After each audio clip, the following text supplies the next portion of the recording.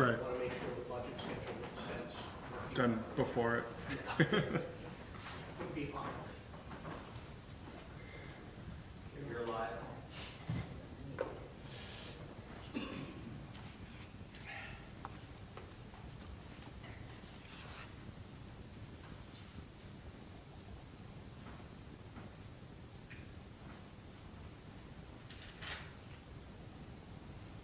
So are we not signing this one then?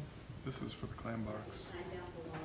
but it's for the clam box, and you said, Yeah, well, we can't tell them that thing, if the question, on the form it says, did anybody not renew? So. oh, inbox is I the see only it, one that failed to didn't renew. say Yeah, just yeah, like yeah, us. yeah.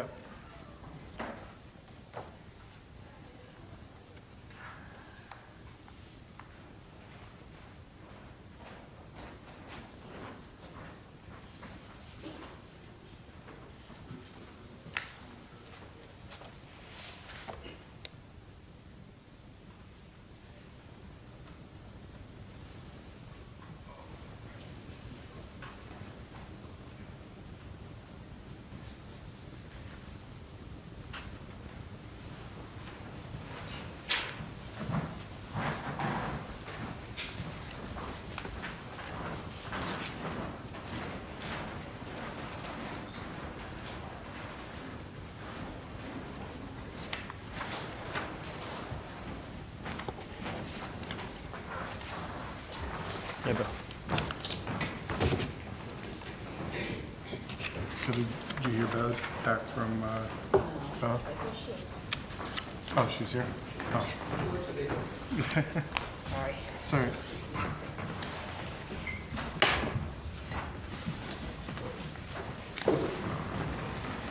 You ready? Yep. All right.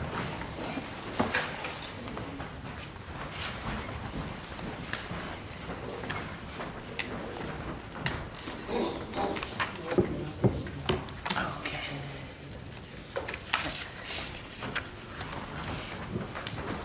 Ready to rock? Close enough, yeah. You ready? All right.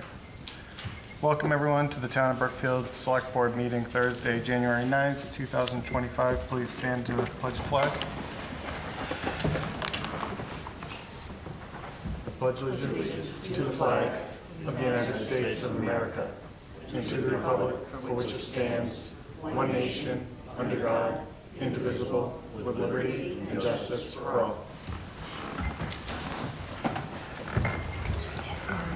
So this meeting is being recorded and live streamed. Reminder, a winter parking ban is in effect through April 1st. There shall be no parking on any streets between the hours of 11 p.m. to 6 a.m. Vehicles in violation will be ticketed and towed at the owner's expense. Also, snow or ice removed from driveways, sidewalks, or private property shall not be plowed, shoveled, or blown across any public way, street, or roadway. Signed warrants. So I have an announcement. Oh, sure. I want to make sure it's okay. I spoke with Tim Segan at Tantascwa. He's going to start the work at the school at the police station on Tuesday, approximately 10 a.m. So Okay, I know excellent. we've been waiting to hear when they were going to start. So, Yep. Yep. Great.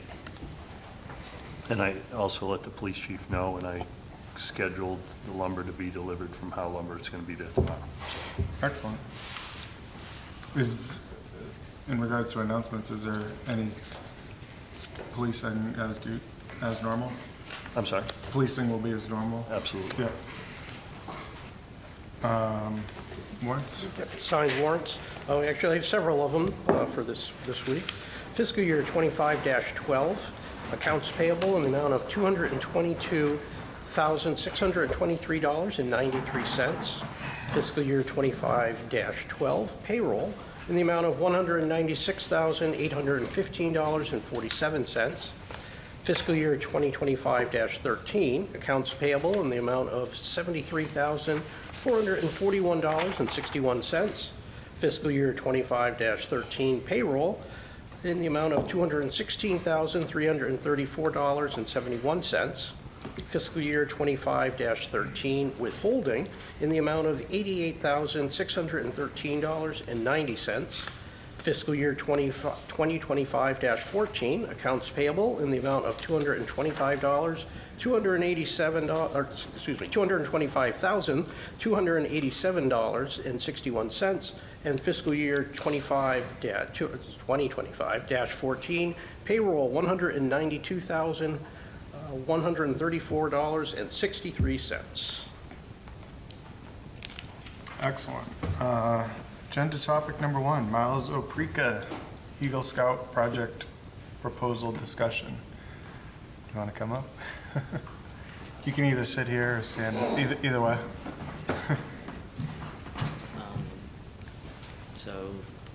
I'm here to propose my project idea for my Eagle Scout, and the idea is to, there are trails behind the elementary school in Brookfield that are kind of run down, and there are some trees across them, and they're just not that usable. So my idea was to go through and clean them up, and then there's like a bridge that kind of has fallen apart, so I would go through and put a new bridge in, and then mark the trails, and maybe put a sign out in front so people know about it, because there's not many people that, or it's kind of hard to see. It's grown in and not that accessible at the moment. Excellent. Where will you get the lumber to do so? I've not thought about that yet. Well, I'll donate it to you. Thank you. Anything you need, you ask and I'll get it to you. I'll get you my number at the, actually, I think your dad has my number, so. Okay, thank you.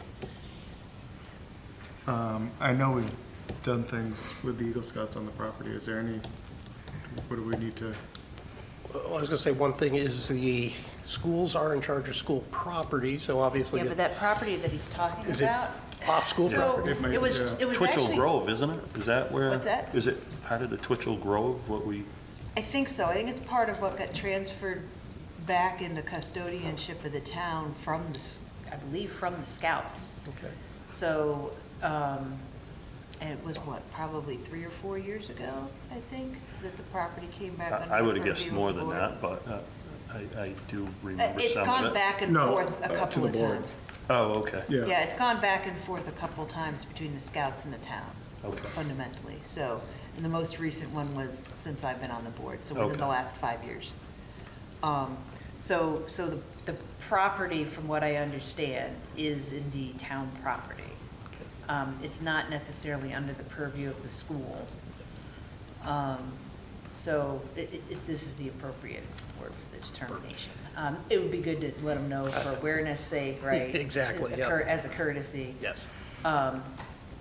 And, I mean, we should be covered, as with any volunteer Yes. doing work in the same manner. So I don't see where it would be an issue, per se.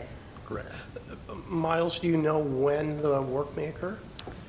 I'm not sure about that quite yet. I was thinking that if I get the plan out in time, and depending on how long it takes, it'll probably happen sometime, maybe this summer or fall. Got it. Okay. Okay, so I'll notify the schools approximate Right. time frame and the project. Yeah. Maybe we just, once you get where you know where you got a start date, maybe we notify them then rather than so prematurely. Is that? Yeah, and the other thing is I'd like to have us authorize either our building inspector or someone else affiliated with the town to at least just help Miles by reviewing whatever his plan is for the bridge. Sure. Make sure that what we're using in terms of the lumber dimensionally meets any, usual and customary. Spans or, sure. Right, you understand what I mean? Yeah. So, so if we could let Jeff Taylor know that it would be okay to, because Jeff has office hours, I think, Wednesday. two Wednesdays a month in the evening time.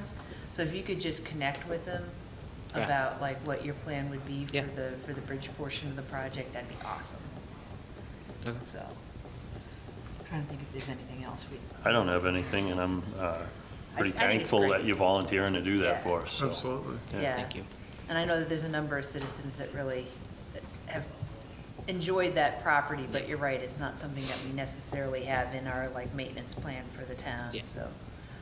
Usually, a lot of trail work is typically done by volunteers, so we really appreciate you stepping up and doing this. Thank you. Well, thank you. Do we have to make a motion or anything? Or? Well, I make a motion to support his plan for the property and resource where appropriate in support of the project. I'll second that. And I don't know if you want to add it to it. I mean, do you want to have, to avoid him having to come in, if there's any changes, just have him deal with Ron? Sure. Sure. So let me amend that motion to include empowering Ron to act as the board's delegate for making decisions pertinent to this project. Second. Any discussion? No. All in favor? Aye. Aye. Thank you Thank very you. much. Thank you. Thank you.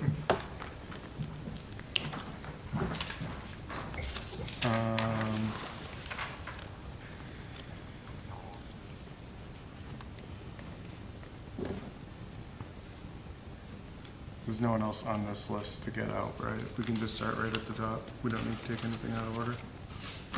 No, Okay. I don't think so. So item number 2, full-time highway worker wage discussion. So we talked about that yesterday at the Highway Committee, and I would ask the chairman if he wants to speak regarding it.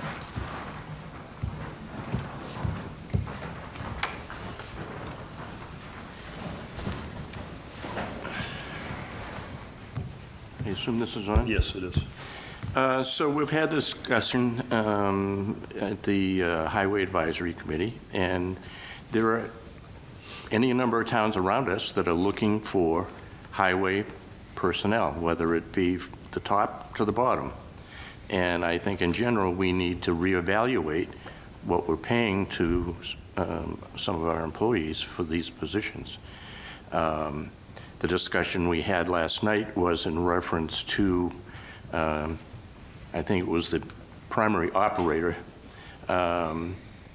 I don't know what the salary is now, I didn't bring that with me, but I think the recommendation was to look at something in the range of $28 to $34 or something like that, which is an adjustment, and also it also depends on qualifications and abilities. So that's the reason for the range.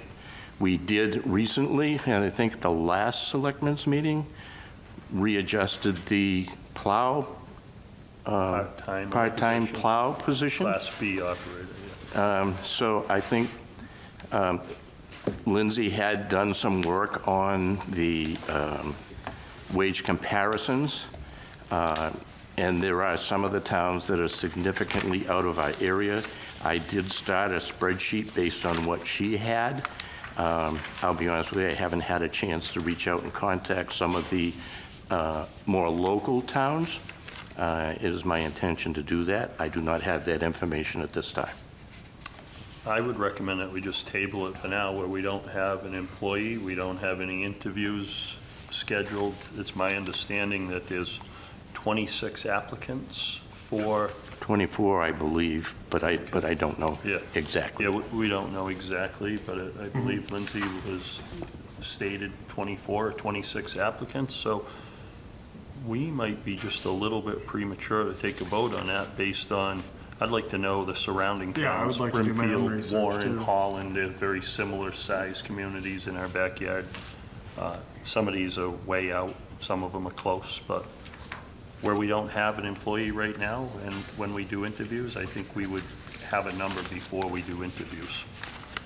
I don't know if we're that premature, though. I mean, I think one of the questions that people are going to have at their interview is, what are you willing to pay me, right? Well, So- ironically, we had 4 interviews for a job superintendent, and not one asked what the pay was, but theoretically, it could happen. I agree with you. So with that, in that regard, we, the Highway Advisory, have no say in that. That is up to the Board of Selectmen, I believe, to make that determination. My anticipated response was going to be if somebody said, what's the pay? All I could say is we allocated $81,600 from FY '25 and leave it at that. That's on the table. You know, what adjustments are made beyond that, Yeah. that's up to the Board of Selectmen. Okay. I just, I agree, we need to take action quickly. I know we've put this off some that you thought, you didn't, we both asked for this to be brought forward, but for some reason, it just never made the agenda week after week. So I don't want to kick it down the road long, but I just would like to get the pay for the towns at least that are surrounding us that are comparable size. And maybe if they're right in with our pay, well, then I'm comfortable making it more than what they are. I'm not. So which towns are you thinking need to get added to this list? I thought Brimfield, Holland, Wales, Warren, is East Brookfield? I picked all the Yeah. contiguous towns, Yeah, what I did. and that's, yeah. Rich, if I may, I think it's 2387 is Yeah, what right. the ad says. Yeah. And based upon the credentials you're looking for, you know it's too low. Sure, no, we agreed to that yesterday. In fact, I shot higher than the committee. If you're advertising that, I don't know what type of applicants you're going to get. That's correct. But we did get 20-something, Yeah. which was perplexing to me. And they saw the wage. I'm sorry? Apparently, they saw the wage, Yeah, yeah. the wage is in the Oh, okay. advertisement on the website. I didn't see the post. And just to clarify, the 24, there's a split between full-time and part-time in that 24. But in a discussion I had with Lindsay, actually just today, she said there were, quote-unquote, some good candidates. Yeah. So I just want to be clear, Beth, that I agree that we're significantly low, and I'm in favor of raising it. I just would like some more data before I, Yeah, and I would also, I mean, I know from when we lost an employee to another town, they had kind of like a stepping grade type of thing, and I don't know if we do something like that. we used to have that. Right. But I kind of agree, like, I don't really feel comfortable making a Yeah, number decision I don't know that tonight. we have enough information. I agree, I'm not sure that we have enough information to make a final decision tonight. I think it's worth, my only thought was it was worth, like, what scope are we thinking, depending on what numbers come back? 'Cause, like, Who- what's our current, what did the ad say was the starting was? 23 and change, I haven't seen, 23. yeah. yeah, I haven't seen that ad. I know that the superintendent position did not have any salary in it. So I thought, last night, I thought even 30 would be an appropriate numbers, but like Bruce said, I think we need more of a sliding scale Depending on experience. Yeah, We must have money left in that wages budget. oh, yeah, because we've been Definitely. short people. Yeah, as far as the wage, setting the wage, it's going to have zero impact to the FY '25 budget. The one thing we have to be cognizant about is the impact it's going to have on FY '26. Yeah. Because obviously, we're not going to be able to reduce the money and keep the people. Sure. Because, I mean, looking at it just at a high level, I mean, I would think, and And it's going it- to depend on what comes back, And but I can we would think just we're, arbitrarily, if we say, hey, we want to pay these guys $40 an hour, I mean, can that happen, or does like advisory get to chime in, or does the town have any? Well, we have the so money we to can, we can, deficit we can, spend. we can make that decision. The flip side is that the town can choose not to fund it at that level. Right, At which case you have to make the decision, do you change the pay rate, or Or you cut change an employee. cut the number of people Right. that you have? Yeah. Right? And you might be better off with two really excellent, really skilled, really hardworking people, and everyone's farm. right? And then Yeah. three, Yeah. when if they're not as skilled or as motivated or as well incentivized to come into work, Yeah, right? So everything in some regards is a math problem, right? So it's not just about the dollars and cents, it's about the full benefit versus the cost. So I would be glad to give whoever you assign the task to my spreadsheet, and basically it's a modification of what Lindsay had already done, Yep. only to pick the contiguous towns around us. I don't know who you want to have do that research, but Is the committee interested in doing that? if you want the committee to do it, you tell the committee to do it. Unfortunately, careful not to I will overburden. tell you that there are limited people on the committee that have time to do it. Is that something you can just reach out and do? So I think you're looking at them, to be honest with you. Do you want to take on the task? I started it, I will do what I can, I'd but rather have Ron do it, to be frank.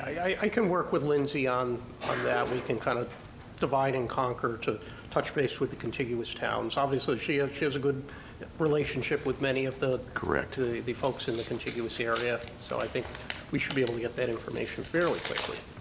Did you have something, Bruce? Yeah, is the committee gonna do the reviews? I don't think Stay we're tuned. quite there yet on the highway operation discussion, but we're coming to What I'm that. getting at throughout this whole thing, we're gonna do reviews, then a week or two's gonna go by, and you're gonna recommend a pay scale, then you're gonna wanna do an interview. A month's gone already, and we're still sitting on one full-time employee. that was what I was going to ask, is what's the time frame for this? Well, I would be willing to have a meeting next week to set the pay scale, to expedite things, if you guys are able. Yeah.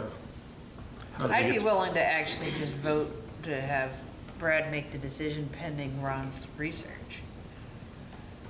And I will be meeting with the advisory committee on Wednesday to hopefully finalize the budget timeframe and project plan, so I can certainly mention So- at least So why don't we an do idea this? of what the numbers are. I'll make a motion that Ron do a wage survey to determine what is the current market for like towns and delegate Brad to approve that number pending Ron's research as the chair. I'll second that.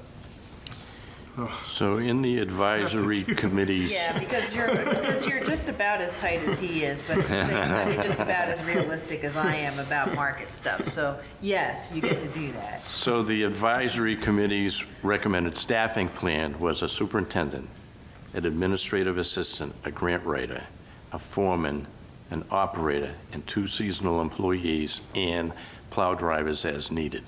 So I would suggest that those would be the people, those would be the positions. Now, there used to be an operator 1 and an operator 2, and I don't know where that stands at this point. So the only thing that comes to mind when you say the administrator and the grant writer, all of that, or some of that falls under the highway superintendent's job description. So I would just want to clarify the number of hours for those positions going forward, the highway administrator and the grant writer. Well, I don't think the So- grant writer is. I think It is for the well, highway. I think originally the grant writer worked up here at the town hall, and then Lindsay was the interim grant writer, and I don't know if she is now Yeah, the but- town grant writer or. When you read the But, highway yeah, prior description, to that, Cindy was the grant writer for the highway department, if that. and it was correct on that. specifically for the highway.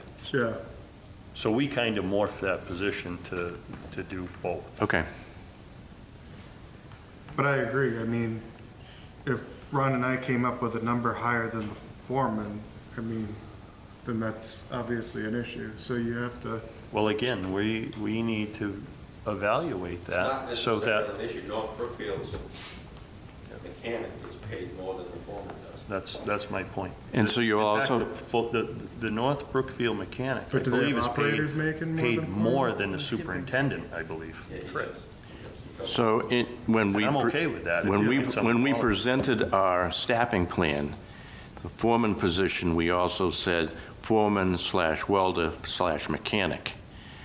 So it's not necessarily just a, foreman position. I mean, a mechanic could fill that position.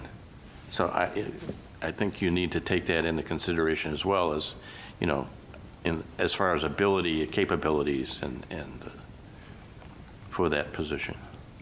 And it very well might be, as we start to reach out with the salary survey, that we do in fact find that certain highly skilled positions, such as a welder or a mechanic, do in fact make more than a foreman. So I think that would, in a I situation know, like but that, it an makes our life operator, would easier. an operator be making more than a foreman? I certainly would hope not, but So that's what I'm getting at. Yeah. Yeah. I would feel more comfortable bringing it back and having an extra meeting. This, but it's you guys' Well, pleasure. you're gonna make the final decision anyway. So whatever skill set they bring to you, you're gonna have to weigh in on it then. Yeah, I mean, Okay. I mean, and Rich, honestly, I'm just Yeah. looking to empower them to start to No, move, I because the agree. timeline is No, just, I agree. The wheels of municipal government move far slower than I like. yeah, so, But were we gonna have a meeting next week anyways? as long as it's not on Wednesday, I can make it. Okay. I mean, we can, I'm fine coming back and doing it Thursday, but if they want to, if they find somebody on Tuesday that they want to hire, I want them to be able to make a decision to get Well, the they person don't, on the board. highway committee has, first of all, not been tasked You got- with, Yeah, they're not been tasked right, with, right.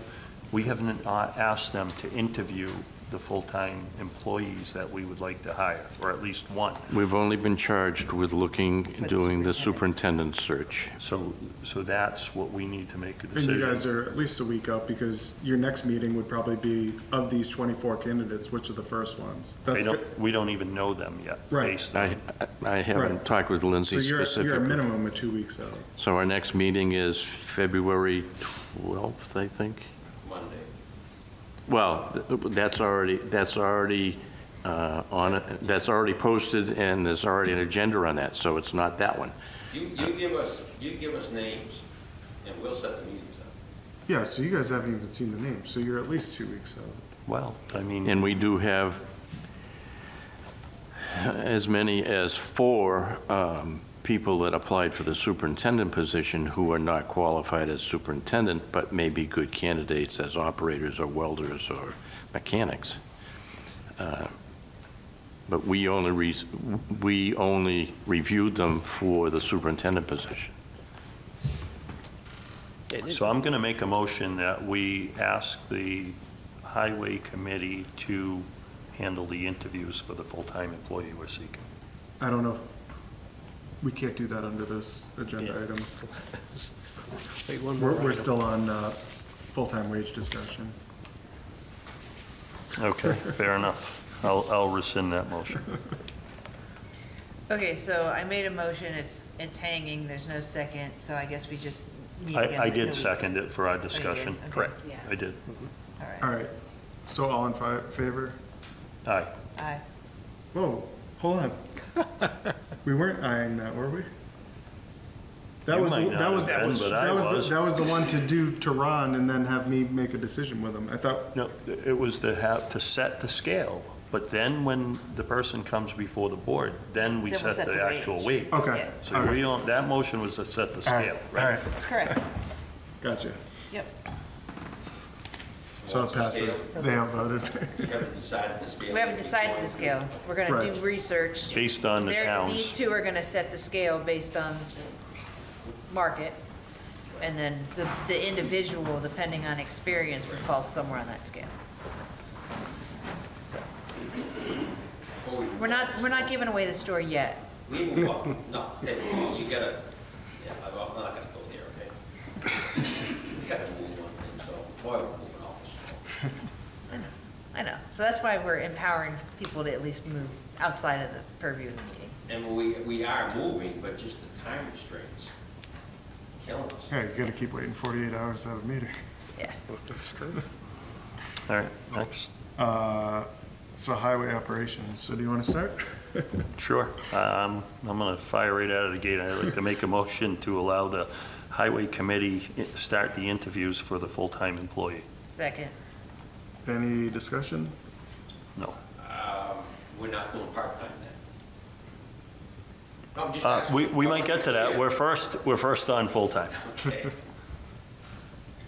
All in favor? Aye. Aye. So I might as well keep going. We had another applicant for a part-timer. I'm in favor of getting someone to the highway department to start doing some of the work. I know it's been cold, and I know the frost is setting in, but I don't think the frost is set in enough on the road edges that are covered with leaves to get cutting all the road edges on Gay Road. And that work could be done by this additional part-time applicant. I feel like he could work independently. I know there's been some controversy, but I feel like he could work independently to get that work accomplished. It's a big part of the Gay Road project. Am I correct? We're gonna be behind on it before we ever start. Really? So is that what the note is from, is that regarding this? Yes. Okay.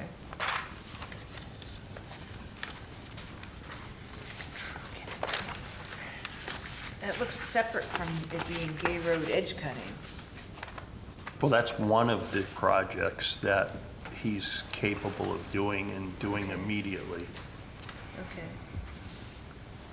I mean, there may be other tasks as well.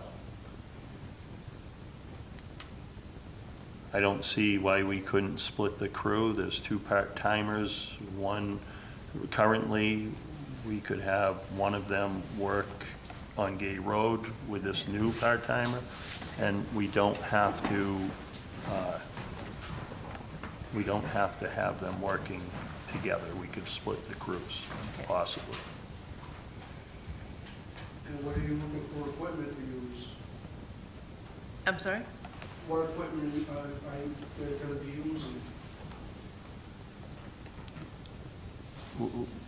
For what? To do with the engine? I would say a loader and a dump truck at minimum. So now we've only got one Class B driver down there. How are you going to split the crews?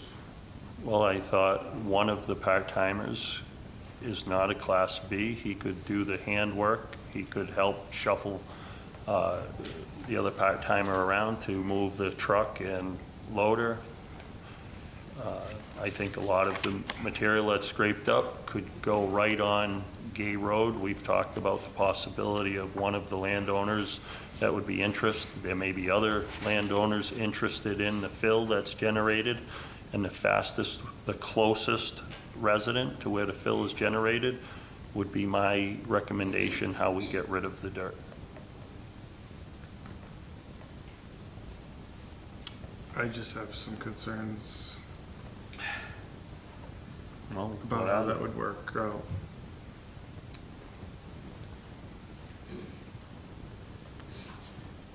I don't know. I don't have much of a concern, Brett. All right. It's a very short-term employee. But is it short-term enough that I could wait 2 weeks or 3 weeks? There's nothing saying we're going to have a highway superintendent in 2 or 3 weeks. And if we start getting a bunch of snow, then that's what's going to stop the road edging on Gay Road more than the cold. I know And that's, right now the water department has a small deed, which they're gonna pay out $2,500 for a contractor to come in and dig it for them. And we don't need to do that. I don't see a superintendent in place. For 4 to 6 weeks, 4 to 6. I'd say Really? minimum. That far? That's 4 what- to 6 minimum. I mean, so you've got, we need to make our recommendation to you. We've got interviews, we've got reference checks, we've got, if they are currently employed, they've got to give an appropriate amount of notice after everything's finalized. So we have another round of interviews on Monday. Then we need to pick our Candidate. 3 or whatever that we forward to the selectmen. I assume the selectmen will want to do an interview. We've also proposed and suggested that there be a equipment Proficiency. proficiency test on equipment, which would like to fit in somewhere along that line. We've got to follow up on Can you check with references. KP, because I know, at least in, like, private corporate America, while you can do certain types of proficiency tests, it also, it also can be a little bit of a legal pitfall. We somewhat touched on that the other night, and I feel like at least two of the applicants, I don't think we need a proficiency test. So here, They- yeah, but if we're gonna do one, we have to do it for everybody. I get that. Everyone I has get to that. have, So my and point everyone has is- to have the same but- interview but- questions. But my point is, Okay. my point is, I think based on the qualified applicants, I think we could forego that because they were that good of applicants. Well, but that's not what the committee's No, I recommending. said that's one of the things we were considering doing. I mean, one applicant's an active operator, that's what he does. Yeah. More than one of them. Yeah, right. Three of them were. Three of them. We have Doesn't mean they're any good. No, no. Sorry. I apologize. So I would make the motion that we hire the individual for only an 8-week time frame, possibly 10-week, but no more than 10 weeks, 8 to 10 weeks, to help us bring us forward because we're so far behind.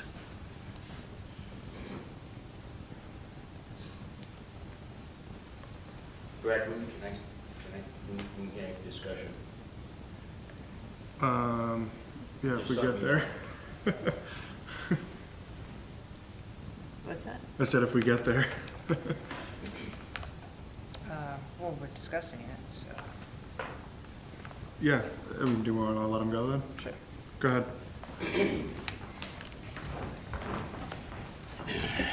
Just pulling up my clock. Dave Holcraft here. On this, right? Yeah. Okay. Dave Holcraft here. I got a little concern. Who are we talking about, this part-time individual? I think the townspeople need to know who you're talking about. Seems like something's going on behind the scenes, and I want to know what it is. So who are you talking about? So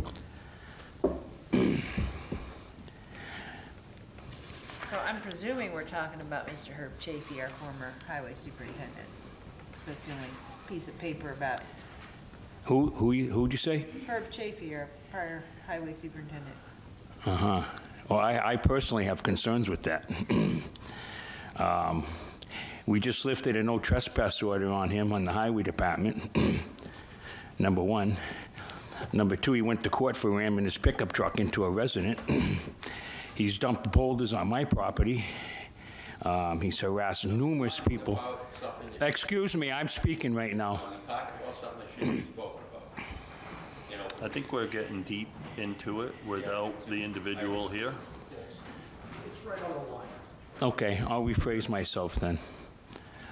So with the past history of this individual, I don't think we should be doing it. KP Law has also told you selectmen, that he's a liability to the town. Now, he's a very good fireman on the fire department, excellent. But as far as going forward, we're trying to go forward, not backwards. And I think the town has had a lot of difficulties with this individual. So I think you better all think very hard, you three selectmen, before you make that decision. Because I don't think it's going to go over good. I mean, the past history is there, and you need to really look at that again. So, thank you.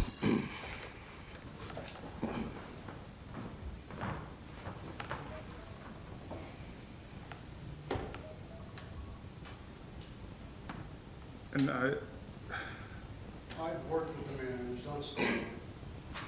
When he throws things at you, he's unstable. Do you mind coming up or go to the mic or this one?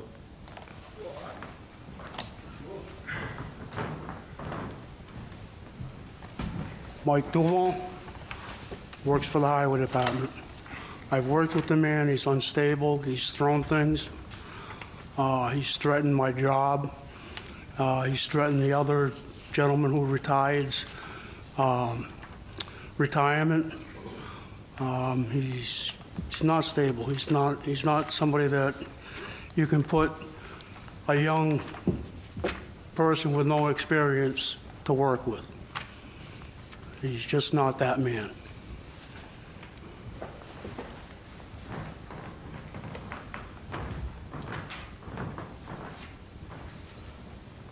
I'm going to say that I haven't always got along with him either.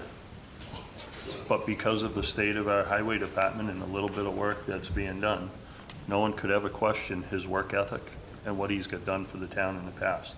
I'm not suggesting that we put him in a supervisory position. I'm suggesting that we take advantage of his willingness to come to work and help us out on a temporary basis.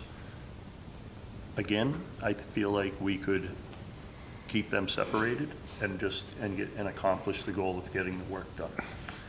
We'd put it on a very strict no tolerance, and if it doesn't work out, we remove them immediately.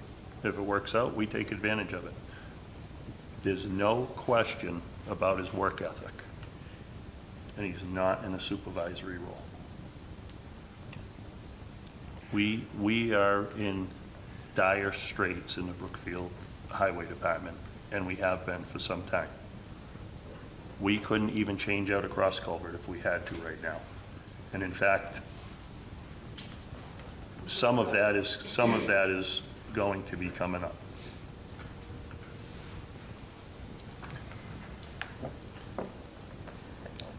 Mind if I have Yeah, go ahead. Okay. So, I do understand your concerns based on the history. I do understand your concerns based on the history. Do you, Beth? Yeah, I do, Do you actually. really Yeah, understand the concerns I think I do. I don't think you do. I think you're out of order. I may be out of He's order, out of but I'm order. saying what I have to say. Right. But what I have also seen, though, more recently, okay, is that same individual demonstrate with some of the young people who he is currently working with a respectful and almost mentoring behavior towards not a town employee, but an employee of the organization that he works with. And it's something that I saw just ad hoc. You know, they ran across each other in town when I happened to wander up on it. Okay, so I know that he has the proficiency to, at least now, and quite frankly, I think sometimes you need to change your environment sometimes to change your approach, right? I think particularly with somebody with no history, like if the young man that we recently appointed as a seasonal worker, if he doesn't have a history with Herb and if he's willing to just partner up with them, I could see something along those lines working, quite But frankly. I want to say essentially, they're both town employees now. Oh, I No, understand. they work. They're both paid as employees of the town, and they work well together, as well as the young man was recommended by Mr. Chafee. Oh, was he? Yes. Okay. So I didn't know that. Yeah. It's Yeah, actually to a me, different. I had it was- talked it to- was I had actually- talked to him as It was well. actually a different person that I Okay. had seen him run across, right? So, in a limited, controlled, with very explicit left-right rails, I think it's work that we need to get done. He does have the skills to do it. I would prefer to keep him insulated from the existing highway department as much as possible and as much as is feasible, right? You know, just make sure that there's a clear understanding of, and expectations about interactions with town employees, and vice versa, right? Right, we can't, I said and vice versa. I get it, but we need to make sure that everybody is respectful both sides of the fence, right? So, but that's kind of, if I hadn't have seen what I'd seen in the last, like, I'd say it was within the last 6 months, I'd be a lot more concerned. I'm just concerned about guardrails and the known history here. Right. Well, the other thing I'll state is, since we have appointed the Highway Committee, I've seen him be extremely helpful, a total gentleman the entire time, no matter what the circumstances. And I've also heard recently that our current highway superintendent had problems with a sander as she was in the neighborhood. She stopped and they worked in concert to get it fixed. That's nice. So I believe in second chances, believe me, so. So, Weapons don't change their spots. I'm sorry.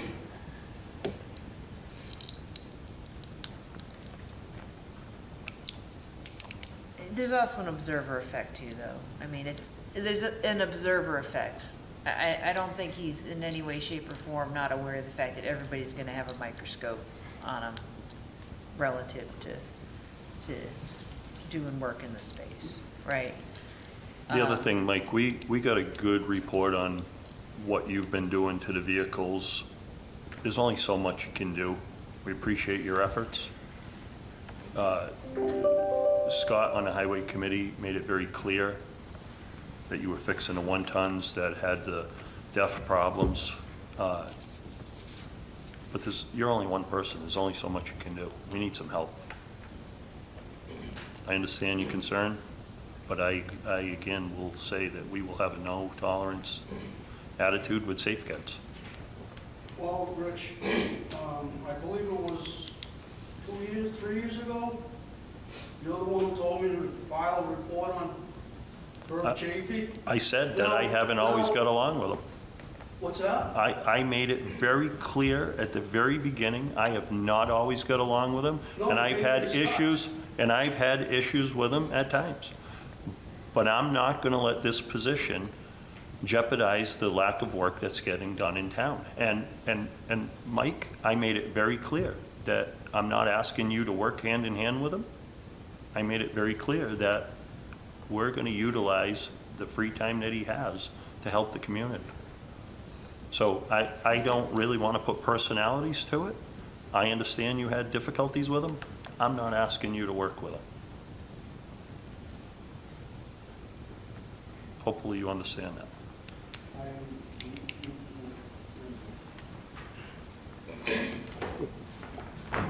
I'd like to speak again. Is he allowed to? Well, you let him speak.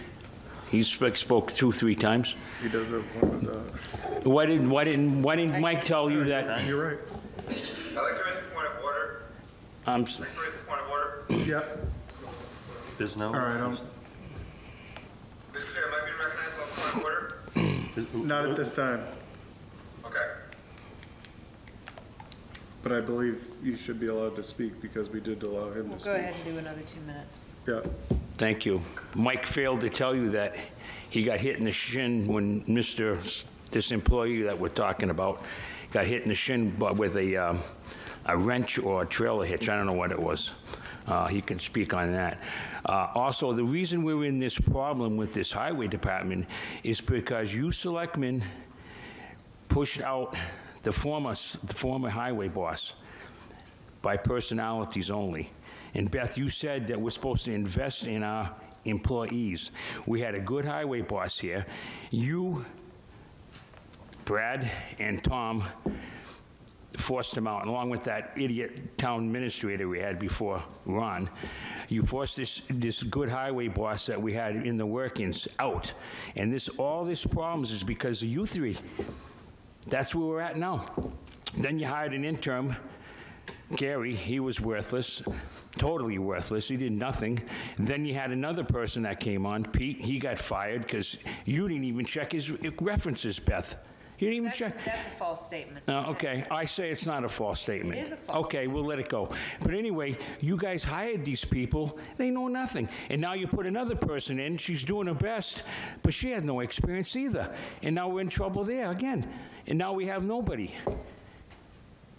And it all goes back on you guys. So you need to start doing your job to move this town forward. If you can't do yours and show some leadership in this town, we're going to continue having problems here. And it goes back to you three. Mr. Chafee wasn't on the board, I believe. And we had a bad town administrator, too. All these things are coming to forth now. Now we got this problem because of what everyone did in the past. And now you want to put another guy on who we had a problem with in the past, and we're going to start the whole process again. So smarten up, show some leadership, and do what you're supposed to do for the town residents of Brookfield.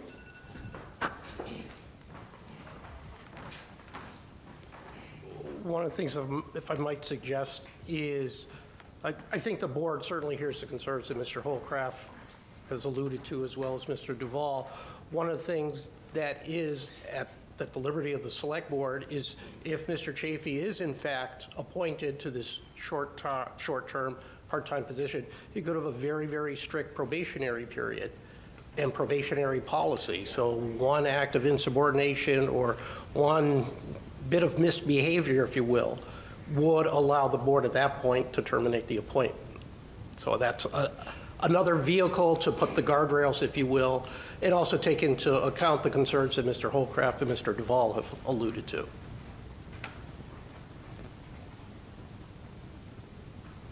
It's going to be, again, another 6 weeks, I'm guessing, before we get a full-timer, and maybe longer than the superintendent. And so we can't afford to wait any longer. And then secondly, snow plowing, right? He can operate the Class B vehicles that we have. I think there's a lot of reason to put him in. And essentially, he's an employee now for the fire department. He's been on the fire department 46 years, I believe. 47 years, right? So I'm not suggesting we make him highway superintendent. I'm suggesting we take advantage of his willingness to help the town out. He's been a lifelong resident. I'm sure he realizes his shortcomings when he was the highway superintendent, and I say we give him another chance to help us out.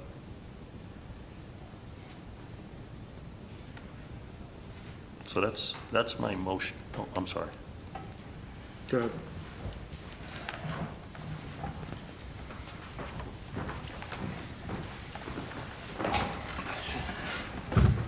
I hear Mr. Holcraft's concern, and I do believe that the Select Board made the right decision in forming an advisory committee to help communications and oversight of the department. I think that was a step in the right direction. I think it's a step in the right direction for us as an advisory to look at the applicants, to do the due diligence, to interview them. All of the questions that have been asked have been exactly the same. We have a scoring system. We have some very good applicants. We are following a system. I think that's a positive. This discussion came up last night at our meeting, asking that it was suggested that the advisory take a vote and move forward with the recommendation of appointing this individual. It was a split decision.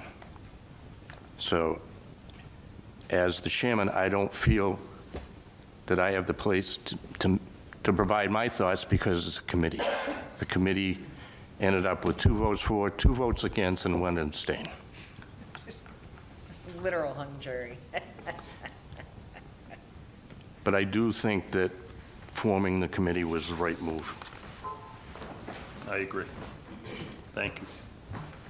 Brad, I just have one question. Is he the only applicant so far? Because we've posted for this position, correct? So my question is, so far, is he the only applicant? My belief is that there are other applicants for the part-time position. Have I seen those applications? No, they're with the interim right now. So in the current state of affairs of a highway department, there's no limit to the part-time help we could get, Yeah. right? I mean, I that's... thought it was only 2. No.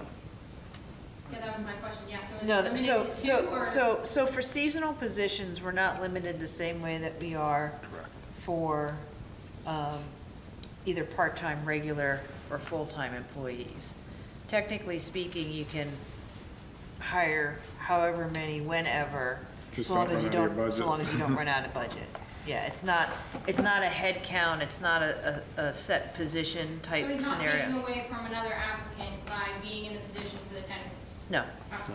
And theoretically, we have more than 2 because of the snowplow operators Yeah. as well. With the seasonal operators and the snowplow operators, we pretty much have an uncapped number of part-time seasonals specifically for highway.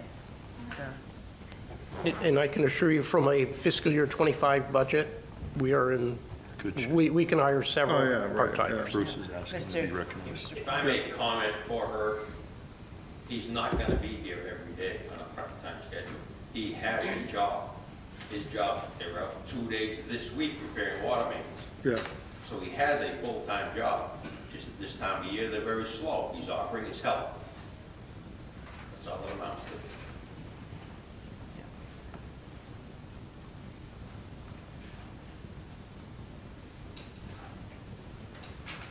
You made a motion. I think I seconded. Did I second it?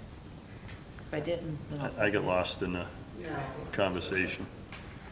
Okay, second. Any other further discussion?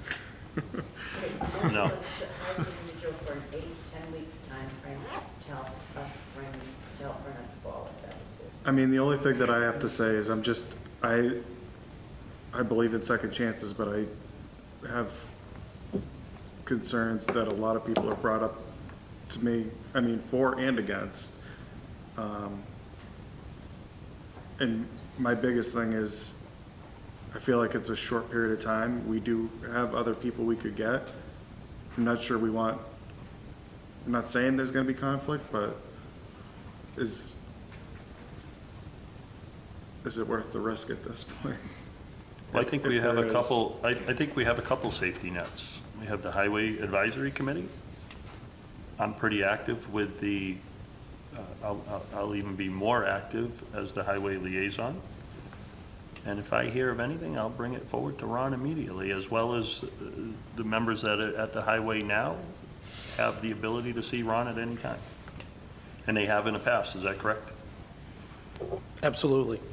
As well as the interim superintendent. My door's always open. So I think we have enough of a safety net, but, you know, that's my opinion.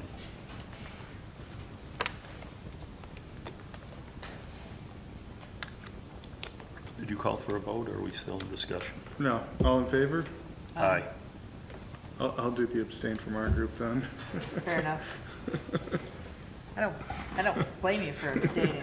And I hope Herb's watching and that he, Makes us proud. yeah, it's I'm- no, exactly what I was I- gonna say. I hope it works. Something along those lines. With the passage of the motion, I guess then the question probably relates back to my earlier comments. Does the board wish to have a probationary period? It's seasonal, Well, I it's don't at think- will, so you don't need a Yeah. probationary period, as far as I'm concerned. is that- And so A am I. code of conduct? Let's do a reminder about the code of conduct with him. And have just a layout of rules, you know? Yeah. This is where I have the concerns, Yeah. like, I will personally meet with Mr. Chafee and try to set those guardrails. Yep. and I mean, also conversely, I mean, meet with the highway department. Department and make sure make sure that nobody on both instigates sides. anything. Yeah, Absolutely, absolutely. Because some of the issues that have occurred in the past, the origin story and the physical evidence didn't always align, so. but I agree, I So- mean, there's no question he's a hard worker. Yeah. So are we still in highway operations discussion? I have a serious issue with the amount of salt that we've been using on the highway department on the 2 past 1-inch storms. I've never seen the roads as white in town, but maybe that's a mistake. I haven't seen that in many years, as white as they are. I don't think we're getting it right when we should be salting and how much salt we're putting out, and the number of employees that are being called in to do the salting. It's been my experience in years past, 2, maybe 3 people come in to salt on a very small, minute storm like what we had. We've had 5 people out salting for a 1-inch storm, and 2 times when the surrounding towns around us did not salt. I know at least one of those times, though, the reason why we had people on the road, period, was because of calls from dispatch. And, I think that was prior. I think that was the little bit of ice that was in the morning that dispatch called, and I spoke to the chief about that, but it Yep. wasn't the last two snow events. okay. You're talking about Thursday's event, where So, south are of you town, timing him, like? south of town did not get anything. North of town, 148, Molasses Hill was covered, was snow covered completely.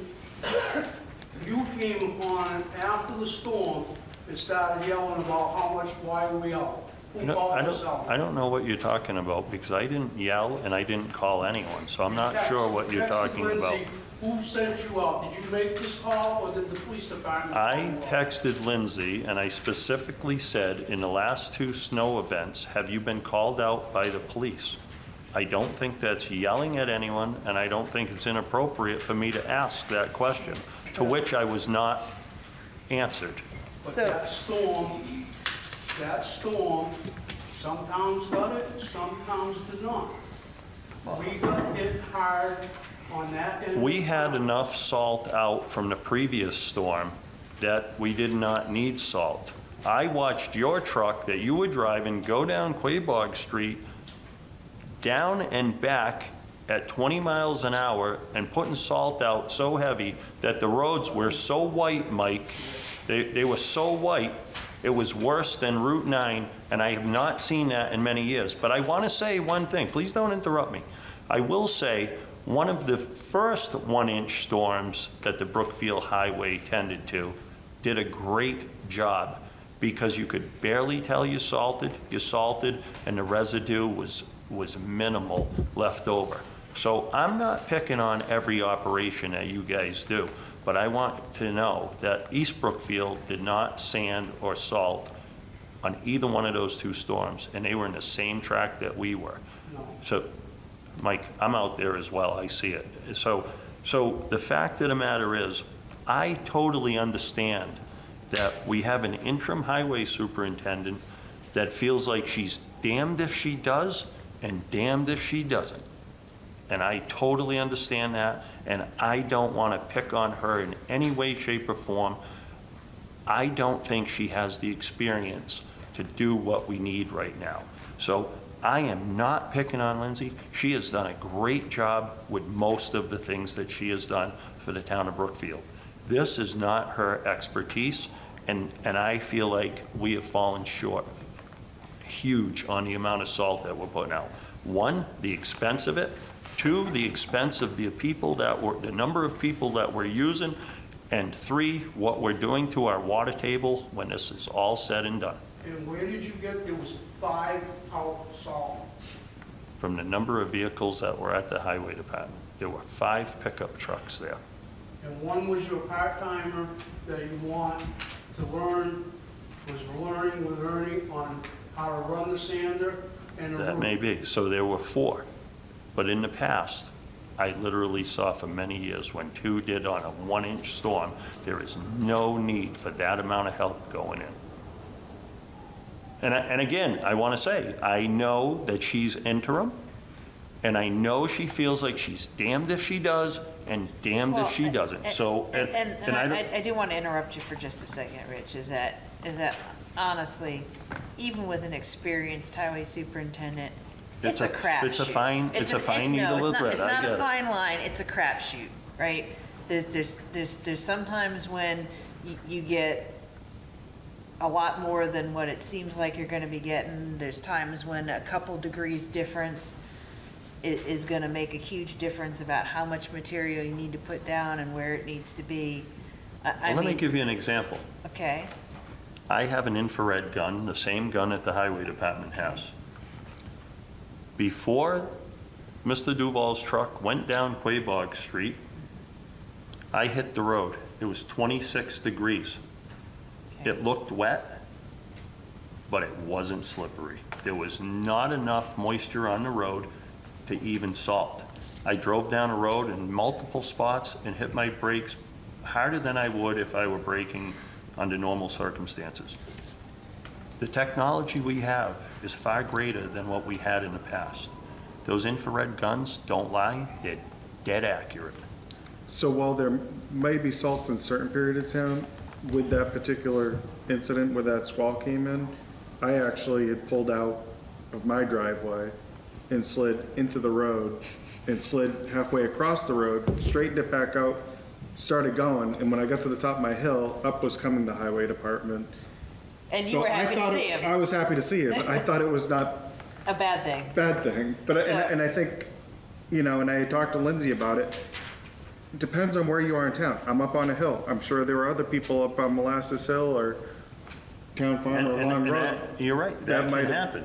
But we consistently sanded the entire town, and Quabog Street was not necessary to do. Because we were told it was going to get cold later on. The road was already 26 degrees, Mike. It was already beyond freezing at that point. It was done. So I don't want to be woken up 2, 3 in the morning to get those calls. That's not what I'm suggesting. I'm suggesting we need a better system until we can hire a full-time highway superintendent. That's all I'm suggesting. I don't know the best course of action, but I know what we're doing is not the best course of action based on what I see going on and talking to others. Central Street looked like, it almost looked like it was snow. There was so much salt, and it was salt. It wasn't snow. We're hammering the salt, and the long-term effect of this salt is going to be so costly.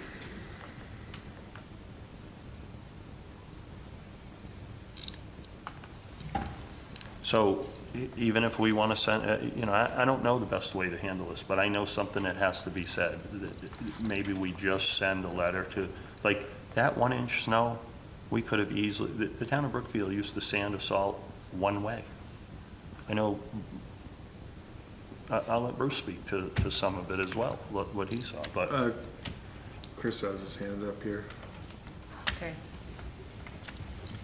Go ahead, Chris, if you're, I don't know if you're muted or unmuted or what. I'm on you. All right. We got you.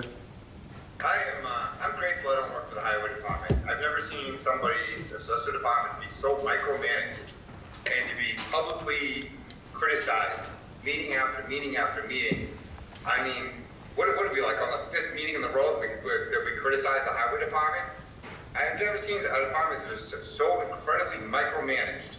And now we're saying that they have to be gods, that they have to be able to predict the weather and say, well, how much salt is going to be on this road and how much ice is going to be on the other. I am grateful I do not work for that highway department. I mean, Mr. Holcroft was saying earlier that, you know, that we're in a jam, all these people left. I mean, look why. I mean, I think that our highway department does an excellent job. And to sit here and publicly criticize them and Lindsay, meeting after meeting after meeting, I think we should look inwards.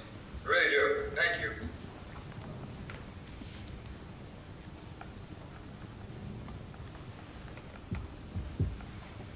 So maybe the worst case that we do is send a reminder to be mindful about the salt. I know Mr. Kelleher is not a property owner in town, and he doesn't have a well to be concerned with, but I have several wells that I'm concerned with. And I have a house in Brimfield that is polluted by salt. It'll wear out a dishwasher in 3 to 5 years. That's how much salt's in the well. So it's coming to Brookfield. It's going to be a few more years, but if we keep hammering the roads with salt the way we are, we're going to all have polluted aquifers and wells in town. So it's nothing about Lindsay personally. I recommended her highly for the position. I've been very supportive to her. She doesn't have the experience of a highway superintendent. This is her first go-round, and I'm simply asking that we be mindful of the salt for the wells, for the town wells. That's the concern.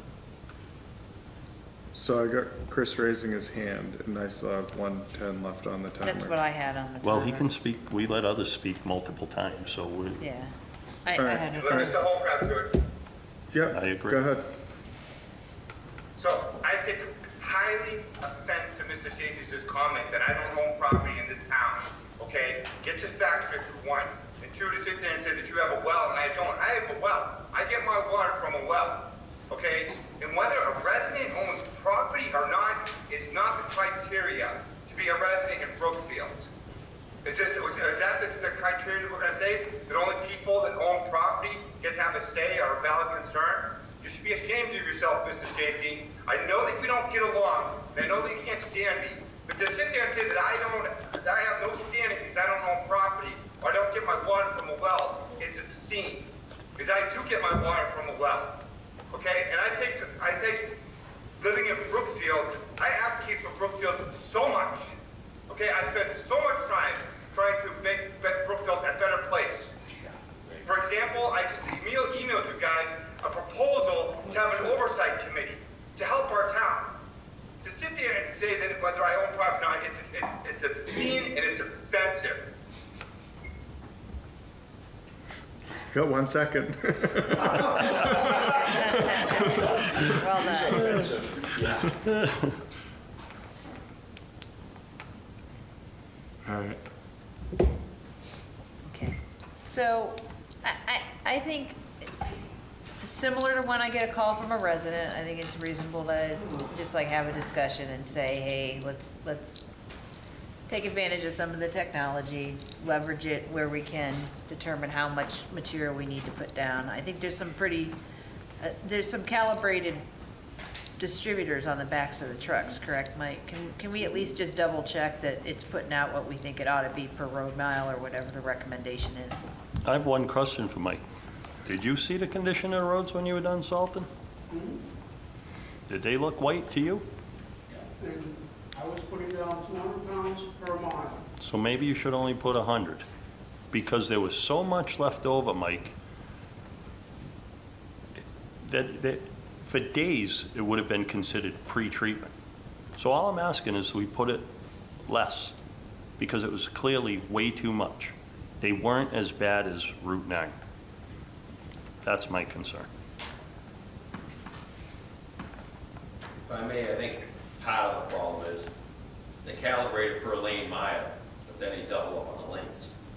So they do the road twice, they do it 3 times, sometimes more than that during the course of a storm. So lane calibration is one method. The other calibration is how many times do you do it? We have to be conscientious, that's all.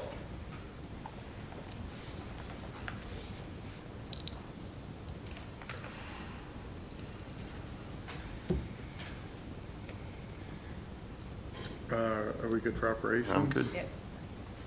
So are we gonna just allow this conversation with Mike, or do you want to follow up with a letter to Lindsay? Or I'm good with just Mike bringing it back to the Mike can highway bring it as the back. foreman? Okay. Yeah. My thought.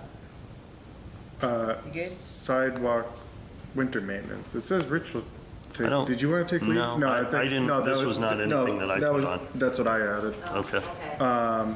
So I had a discussion with Ron and Lindsay about this. As a town, we've accepted responsibility of all our sidewalks in town. That means not only just plowing them, in my opinion, but also sanding and salting them. But we have no policy around any of this. Ron and I met with Lindsay a couple weeks ago, and we talked to Lindsay, and we both agreed that it wasn't necessarily a micromanaging position. She initially said, when we had the 8-inch storm, it was a total oversight. Oh, no, I'm not Right? criticizing. I'm I not- get it, Yeah, but she said it was a total oversight. Actually, that was the first meeting with Ron, Don, and I. She said it was an oversight. I clearly said, Lindsay's gonna beat herself up more that she forgot the sidewalks. I don't need to mention. so, one- not so, even so forgot the I'm not sidewalks. criticizing her about the No. sidewalks. I get that, but let me just finish. Yeah. So it was a total oversight. She said it won't happen again. So then, I didn't have a problem. She's new at it. Right. This is like. No, it's but not I'm her saying- forte. But let me just finish, 'cause I'm Yeah. going to get to your point. So then, after that, Lindsay, Ron, and I had another meeting, and it was clear that we said, Lindsay, you do to your discretion.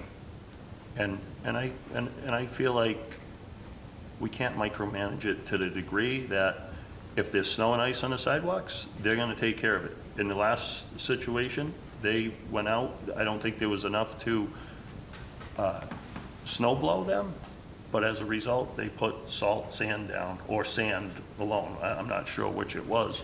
So that kind of met the safety factor. And for us to create a policy, I mean, where do we stop the policies, right? So I thought by telling Lindsay to use her best judgment for doing the sidewalks, I thought kind Right. of covered it. But let's say, in her best judgment, she thinks it's 48 hours. Someone slips and falls right after 24 hours bringing their kids to school. Now we say we're going to do it, but it's not done. We're going to find ourselves on the bad side of a lawsuit.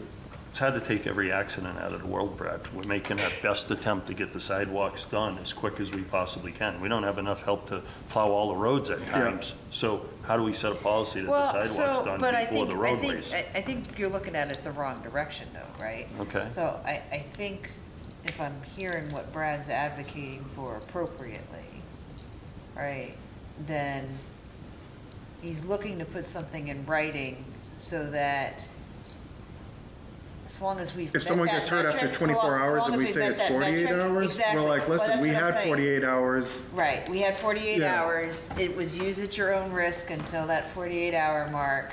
We had not gotten to it yet, but we met what we have as a published standard, right? And it gives us better standing in a litigious society, right? I mean, you know, if we wanted to be, you know, really difficult about it, the fact They that, look at the state statute when you adopted the sidewalk control. yeah, I mean, did they leave it blank? Well, I doubt they did. right. So I don't know the state statute, I have to do a little Google, We little used little to- Dr. We Google. used to follow school. If there was school gonna be in session that day, the sidewalks were gonna be done. Yeah, That was the key to motivate expedience of the sidewalk. Right, and it was after the storm was over, and Donald basically belonged on it. When Bruce was there, he'd come in and he'd start the sidewalks if we were still out plowing or cleaning up. Bruce would plow us, do the Yeah. sidewalks, but it's usually And I haven't had- after, yeah. after a storm is completed. and I haven't had much time. I started getting down this rabbit hole and then got diverted, but I mean, I did notice many towns did have some sort of time period to which they stated, or the other converse thing was they just put it, certain areas on the residents to clean in front of their own properties. I think putting a time limit, 24 hours, 48 hours, whatever it might be, does a couple things. One, it certainly helps the highway department with their prioritization. Right. Two, I agree with Beth and Brad's statement said, I think it helps us from a legality standpoint. In case there is litigation, we can say that we have a policy in place, we've adhered to that policy. Right. So I think it gives us at least a little bit of cover with regards to that. So I think Mr. Clark probably brings up a good point. Maybe the state has already provided what that reasonable time period is, and we could certainly piggyback on that. I have a feeling Ms. Coughlin might be doing that as we Trying to get speak. there. Also, though, you may find out if your time frame is too far out in the future, the schools are gonna say, hey, our kids are gonna walk on those sidewalks. Now you're telling us you're not gonna clear them, so are we not gonna have school because the sidewalk's not cleared? You gotta look at it Both ways. both sides. Right. I just wanted to have a discussion about it because I see where, I guess probably once we decide what that appropriate time period is, I think then it's also incumbent upon us to make sure that gets publicized to the schools, to the public in general. So there is an expectation with regards to the condition of the sidewalks after a snowstorm. yeah, The problem is you're out of help. right. That's the Yeah. problem. Right. Exactly. Well, and that's a little bit of what I was getting at too. If we're gonna do it within a certain period of time, maybe that's something the highway department needs to manage with seasonal workers or volunteers Yeah. or whatever to make sure it all gets done. I mean, honestly, we can complain about it all we want, but they don't have any help. Right. That's my point. Yeah, Yeah. It's not easy to find, so We could table it. We I can mean, table I wasn't looking for an action tonight anyways. Yeah. It was just more of a discussion. I'm not sure what number 5 is, the volunteer worker policy for highway, snow and ice, which will take the lead. I don't know. No, that should have also been me. Oh, okay, all right. So I know we've talked about volunteers doing different things in the town, you know, that may come up. And I've talked to Ron about this, of just having some sort of, I don't know what to use for a word around it. I call it the break glass in case of emergency list. Right, right. Just so people can't just start thinking like, oh, well, I'm a volunteer, therefore I should be able to go do X, Y, and Z. Like, I think we need to have some guidance and rules around Yeah, and volunteers working in the town. at Brad's encouragement, I did reach out to both our property casualty insurer, Maya, and also to town council. Kind of combine both of their opinions. Yes, we are absolutely able to have volunteers come in and say plow or sand or something along those lines, with actually very few and reasonable caveats.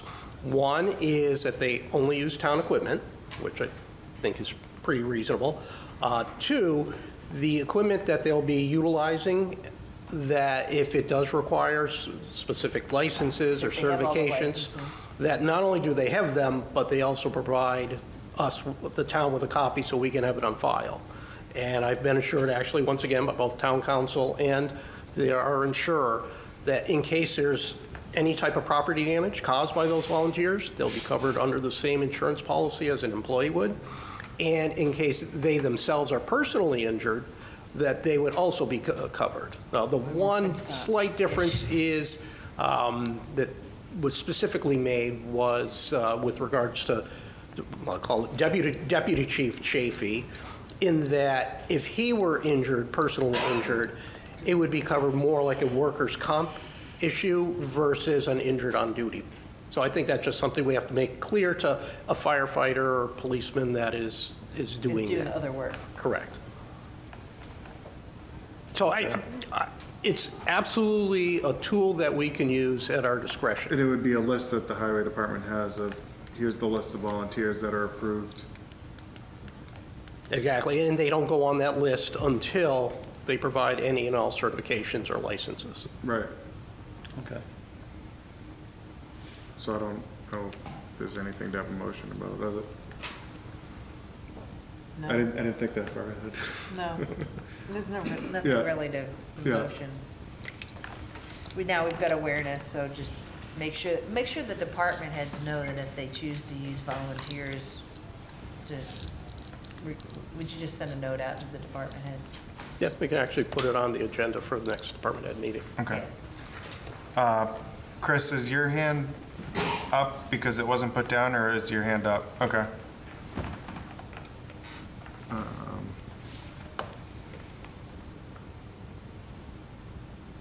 So these volunteers who call in at 2, 3 o'clock in the morning, depending on, well, no, I don't feel like coming in, or, Then- that's- If none of them come in, then none of them come in. They were just on a voluntary list. Just if all hell breaks, like, or I don't think we even in case have of any, emergency break glass. we don't even have any applicants for that, is that correct right now? No, no. Okay, so you're just saying if it gets to that point? Yeah. That's all he's saying, if it gets to that point. There's no one There's no on one the even ready. interested in it. There's or no one anything. supplied I just for a know we've been volunteer position. talking about having volunteers do different things within the highway We're department just, in general. yeah, we're just trying to be proactive and give the highway superintendent another tool to utilize, in this case, obviously, in a worst-case scenario. I didn't realize that was only related to highway. I thought it was more is it specifically to highway? Is that what you were No, saying, as Brad? Beth had alluded to, this Oh. is actually open to every department. Yeah, that's what I thought, okay. Yeah, I had it as highway. so Okay. no, it's fine. Highway is the most, I guess, obvious need Yeah. need Okay. right now, or potential need. 'Cause I'm sure Pete could use some more volunteers on the Right. fire, too. Well, I mean, Yeah, well, it's kind of like if, you know, if we had Sure. something that we need to put back Catastrophic. together Yeah. and we asked Bruce Clark to help for half a day, then he would be covered Yeah. under something like that, right? He's one of the guys that's helped put together half that equipment, right? We have, Brad, we have somebody. oh, go ahead. Mr. Chairman, I'm just trying to clarify where, if somebody wants to go out and do something on the sidewalk, does it have to go through the town? I don't know where they came from. Case in point. You, No, not really, it's never about it. Case in point, there's a meeting that nobody in the town knows about happening at the Congregational Church. And Clarence Snyder and Mike Dean realized, oh crap, this isn't done yet, and they do their sidewalk for their event. Are we looking for them to do something? Are we lacking in indemnification? Well, I don't think there's any licensing to run your little machine that you use, right? So I don't think that's what we're really talking I about. didn't know if it was a liability-driven thing, or if it was an awareness thing. It depends on whether they're doing the work. So sidewalks are funny because technically in the state of Massachusetts, unless you've made another decision, it's the person whose property it abuts that's actually responsible for the clearance. However, this town has made it a tradition? Policy? Policy, somewhere between a tradition and a policy that that the town clears the sidewalks, right?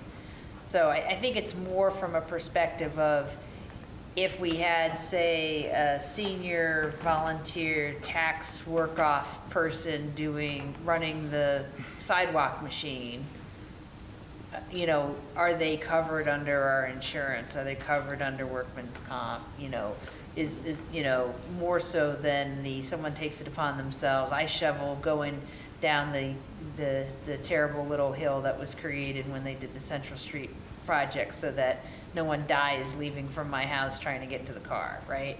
I don't think we're talking about that. I think we're talking about, I just didn't know anybody seeing this, because. thanks for the clarification. The people at that church, they're residents near the Unitarian church. You know, they may not go there, but they're neighbors to them. Oh, I'll take care of that. I don't want them feeling, oh, did I step on a line at some point? No. Because there's one neighbor there, he takes care of his property, the sidewalk in front, the hydrant. Yep. The Unitarian church. Yeah. St. Mary's, they're folks there historically, what didn't need to be done, they took care of it. Yep. You know, prior to, you know, whatever mask was coming, so I just don't want them to see this and think, well, wait a minute, should I call somebody, or, you know? Yeah, I think we're looking more at like the formal volunteers acting in lieu of employees versus that sort of ad hoc work, but thanks for the clarification. I don't think there's a number for insurance for Lee, is there? We skipped one in there? oh, yeah. But Yeah, because there should have been 15. Okay. So I'll make a motion to appoint Officer Murphy to the Insurance Advisory Committee. second. Any discussion? All in favor? Aye. Aye. Okay, Communications Committee, discussion annual town meeting warrant mailing. I'm going to make a motion that we continue with the booklets that we have for many years rather than the postcard. Is that? No, Is that the? well, So why don't we Yeah, let why the don't you committee come on come, up? why don't Oh, we have okay. the committee member Oh, and okay. representative come up and make their recommendation? Okay. so I think a discussion that happened with the Communications Committee around the annual town meeting. Chairman, can I raise a point of order? Mr. Chairman, may I raise a point of order, please? do point. We can't, huh? This We procedural, don't need, this is not, we don't, Have to recognize the purely at the discretion of the chair. Point of orders under Robert's rules, which dictates annual town meeting, not necessarily an open meeting law. So it's purely at the discretion of the chair whether or not he wants to allow Mr. Keller to. Well, are we screwing up something procedural? I mean, no. all right. let's hold off for a few. Chris, so we had a meeting with, or I had a meeting with Communications Committee, and one of the things that they brought up was the annual town meeting and how there's really not enough awareness of when the annual town meeting is. The residents all get, basically, they get the book at home and find out that it's in 2 weeks. And what we talked about is maybe trying to pin down a time earlier in the year and get a postcard out to the residents. I get it. It also then became a discussion of, well, if we're going to be mailing a postcard, to save money on mailing all these warrant booklets, do we just put all the information on the postcard and say, pick up the warrants at the town hall or the library, and save in the cost of doing that? That part, I'm not hell-bent either way, but I do like the idea that we should warn the residents much earlier in advance than we have.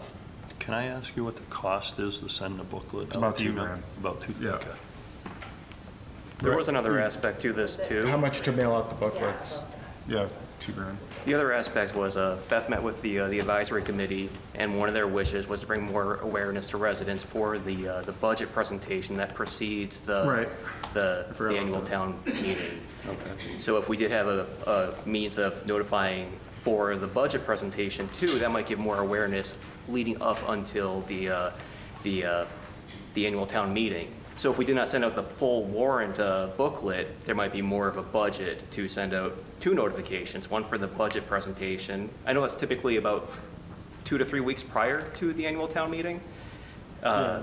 If we're lucky, just Yeah. because Yeah, it's, sometimes. yeah, I think sometimes we it's did it a days week before beforehand. last time. Just by virtue of the fact that we're working right up to the last hour on what's going in the warrant now. If we're, Yeah.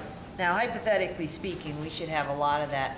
And that's where we may want to have the discussion regarding whether it's a copy of the formal book or whether it's something that's more derivative and not so much the numbered article by article, this is what's going to be on there, but just, you know, kind of like an informational piece about what's, you know, what are the big things that are going to be there, right? You know, a copy of the budget, maybe the high level numbers of the budget, maybe not the line by line budget, but something along the lines of broke down by the same, the categories that are the categories that show up on the state website for, you know, top line, hey, this is public safety, this is this is that, this is how big they are prior to last, you know, compared to last year, and hey, come out on this date to hear more about the budget on budget hearing date, and then here's the date to actually vote on,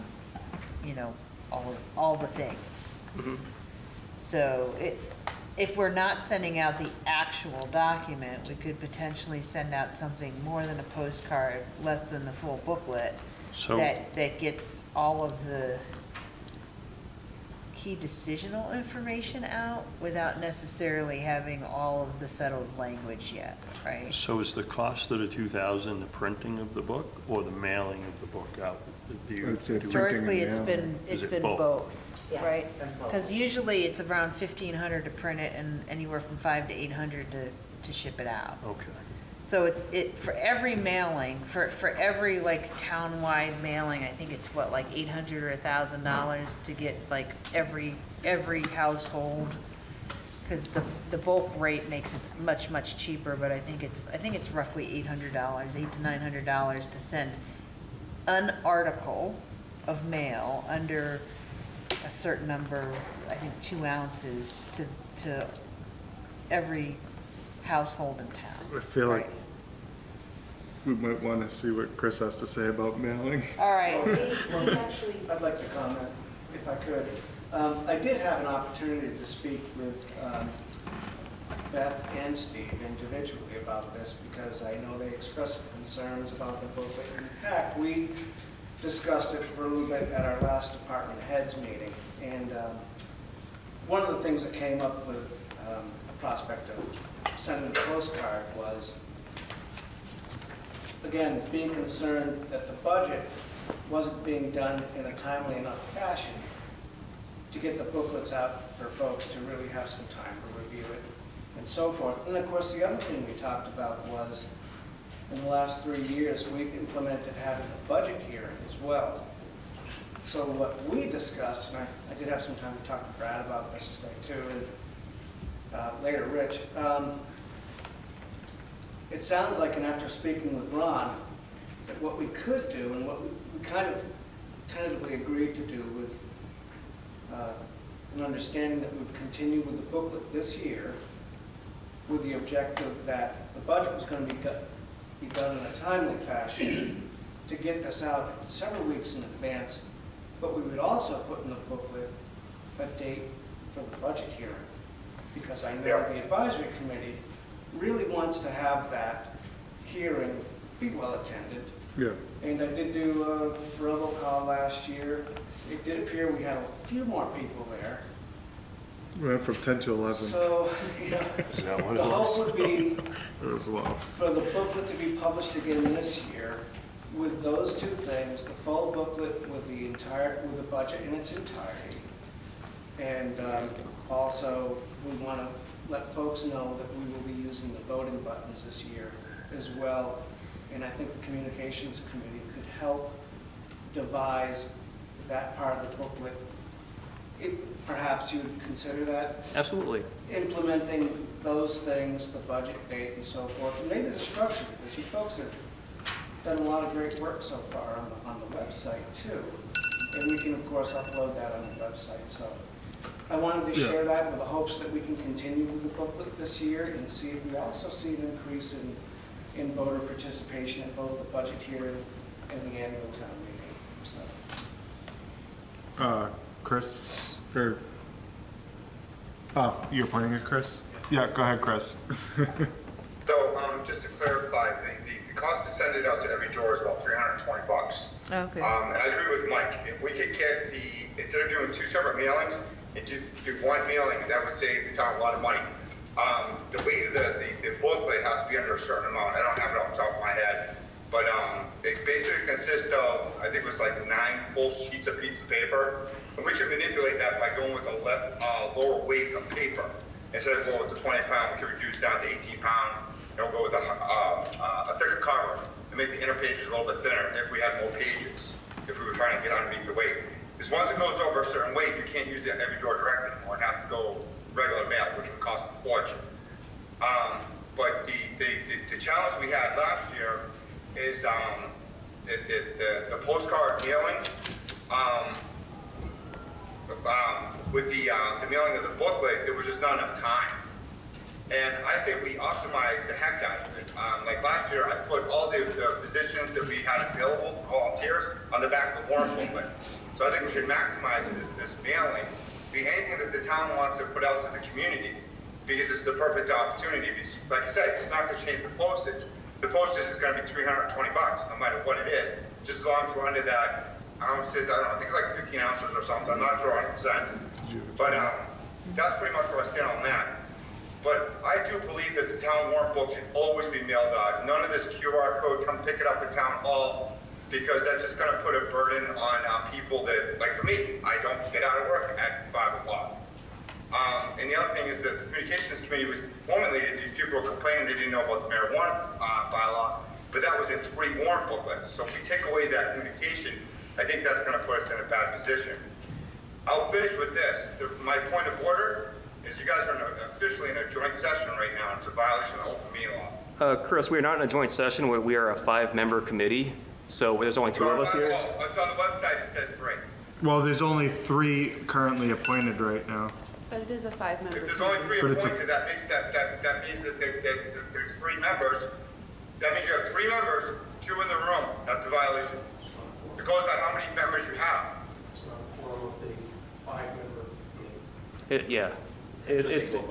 Yeah, I think we got a ruling on that from the AG some time ago. Yeah, because And the cultural council. From the AG, based on, it was based on the number of, for the advisory committee, and then they said the quorum, well, I better not quote it verbatim. I'll look it up for sure. I'm not gonna, I don't want to check, but. Well, quoting it verbatim would work too. I just know. Yeah. Yeah. To address Chris's point, this has nothing to do with any other concerns. This is just from the advisory committee's raised discussion with Beth that they would like more information and more awareness from the town residents about important meetings that are leading up to the annual town meeting. So the budget hearing, notifying us of that. If we can include that in the full booklet and continue Right. doing that, that does address that concern. The problem that this committee has right now is that if we all like this idea, they can't functionally do it because they have no money. Yeah, we don't have money for mailings or anything like that. So Well, if, technically, the committee is serving at the pleasure of the select board. Right, so- my expectation would be It's that from our it would money. come from our expense Yeah, budget. and then I also brought up that maybe, I think we talked about library too or something. Maybe that was something else. we did talk about their budget Right. for mailing. But that was more like a general Right. flyer to, Right. because, you know, mailers are invaluable, people Yeah. read them. So just that general communication concept.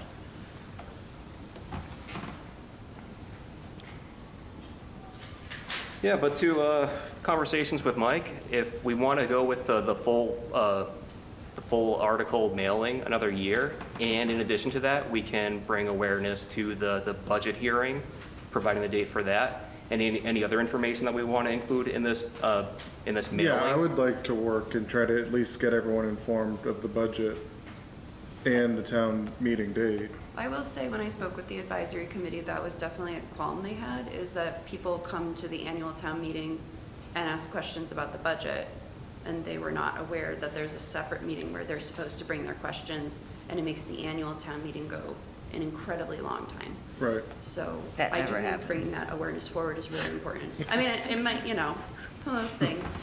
You're only gonna catch We so might many shave a little fish. time off, but Yeah. we're not going to cut it in half, right? Yeah. But hopefully with these changes. We might deal with the same it'll questions help both over times. time. We'll Yeah, have but hopefully practice they're answering more- the same damn question is what we'll get. Maybe they will be more informed questions, one would hope, with having the context No, of we'll the just budget. get practice at answering the same question. It's all good. It's fine. I think in any case, it would be beneficial for more residents to appreciate the work that the advisory committee is putting into the budget presentation. So if we can raise awareness to the date, publish that along with our mailing, I think that's an improvement that we can do. And you probably have better knowledge of it, but there's some sort of presentation they give during it, right? So we could post that on the website and have that link available in To whatever live we stream. send, Yeah. so that people can look at it beforehand. And I did suggest to them too, just like a basic concept legend on like accounting stuff, because I know they complained people didn't understand Yeah. like basic accounting concepts. Jacob, you recorded the budget meeting last year, right? Yeah. Yeah, so it is recorded.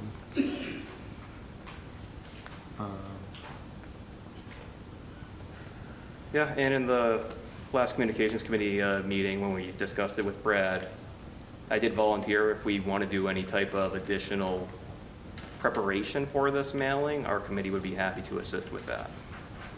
So if there's any type of wording that we want to do or any layout for the additional pages outside of the warrant booklet, we would be happy to assist with that.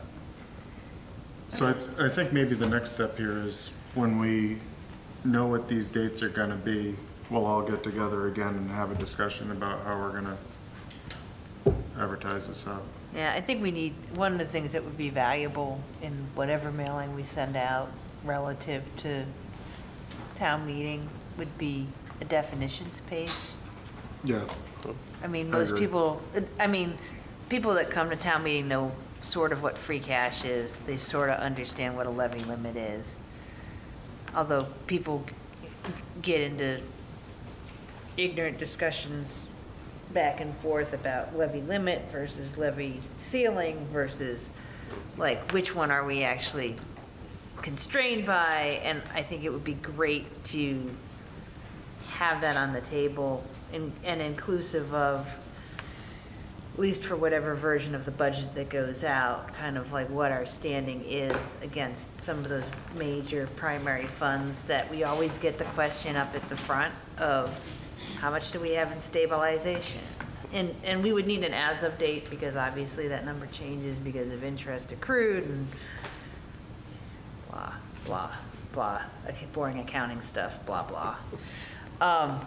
But it would be good to just get a single sheet in the front of it that gives like a high level.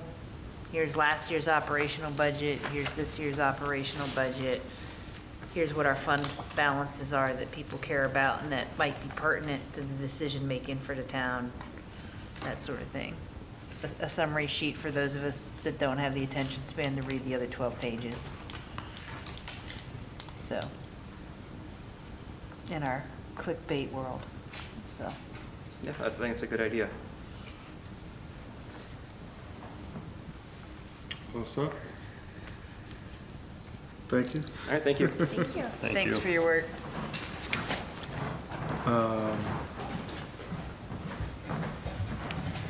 Cost of living adjustment for fiscal year. I need to get rid of some of my water. All right, So so if you guys wanna a take the motion to next couple recess? Or no, you guys, Second. no, I think you guys, I don't No, think we need to we'll- recess. We'll wait. Go ahead, Brad, we'll wait. Well, it's just about, I thought we were gonna hit the COLA next, right? Yep. yeah. So, you don't wanna But I be part of that, don't Brad? I don't think you guys are I gonna think we're gonna disagree need, on it. I Do think you? we're gonna need your vote as a tiebreaker here. Really? Yeah, yeah, so we'll wait for you to get back. All right.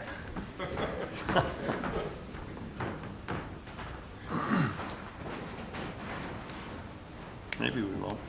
We might not, depends.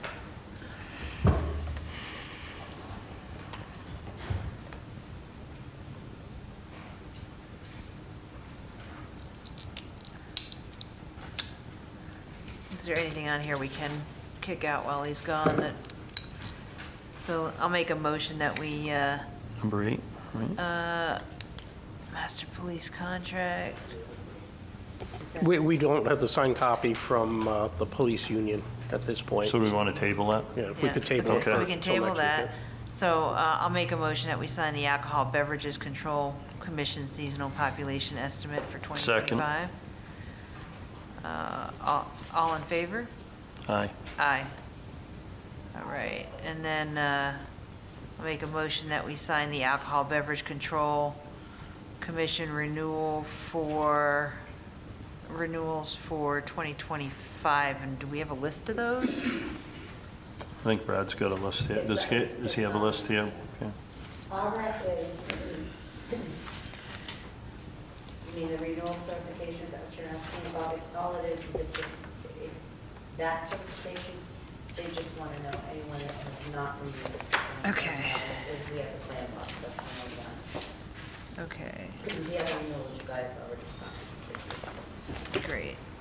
All right, so then, motion to sign the renewal certification indicating that Clambox is no longer continuing their license with us. Second. All in favor? Aye. Aye. All right.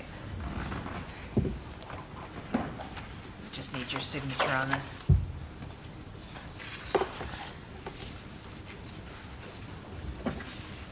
All right, so now we can go back to 7. No motion to two. adjourn? I thought you No, guys would. sorry. All I did was administrative stuff in your absence, so. All right, cost of living adjustment for fiscal year 2026. Okay. I guess I can kick that off. I guess in preparation of the budget process and budget discussions, which will, well, supposed to begin on Wednesday, we ran into a technical issue, so that'll actually occur next Wednesday. But obviously, part and parcel is to find out what the feeling is towards regarding a COLA for non-union employees. In the packet, you'll see that the Social Security Administration has settled on a 2.5% cost of living adjustment. So the question, I guess, before the board, and by no means do we need an answer this evening, is there a consensus as far as what figure we should utilize for our wage increases? Well, as you probably know, I'm going to go along with COLA? the COLA recommendation of the 2.5%. Okay, so I'm gonna, I'm going to respectfully disagree. think And the I know why reason you're why is disagreeing. because when it was 8.9, when there was a COLA of 8.9 for Social Security, was it 2 years ago? Couple of years ago. Okay, we sat down with the department heads and said, even though the year prior we had said we were going to do COLA based off of this right here, when it turned out to be almost 9%, we didn't. Okay, and I think we went, what did we go, 3.5%, 4%? I think it was 3.5. I think it was 3.5%, with the understanding that we continue to target that 3.5% until we sort of made up for the fact that there was a year where we really left the employees behind. So I'd be more inclined to say, I get it, it's 2.5%, but since we didn't do anything even close to approaching what the federal COLA was the year that it We're was behind the 9%, we're behind and there's a little bit of catch-up we need to do, but we need to do it in a methodical and responsible manner. So I wouldn't advocate anything much over either 3 or 3.5%, but I would not go to 5 because of the history on that, period. So my recommendation would be 3.5. I don't have a chart on past years, but I know we had this discussion before, and we disagreed on some of the COLAs in the past. I don't have a chart. Could you look one up on your phone? You're a lot more handy than I am when it comes Sure, to you that. mean like for Social Security? Yeah. Yeah. I was starting to do that and then I stopped, so sorry about that. I just got distracted. You don't have ChatGPT on your phone? I'm better on Bulldozer than I am on a phone, Brad. Except that my stinking phone's freezing up. There we go.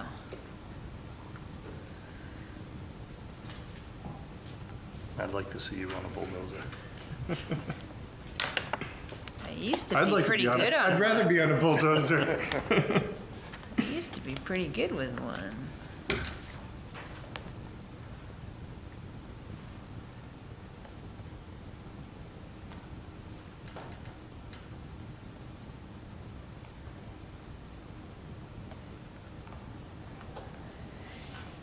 Okay, so according to ChatGPT at least, or AI overview, 2021 was 1.3%, 2022 was 5.9%, 2023 was 8.7%, 2024 was 3.2%, and then 2025 is going to be 2.5%.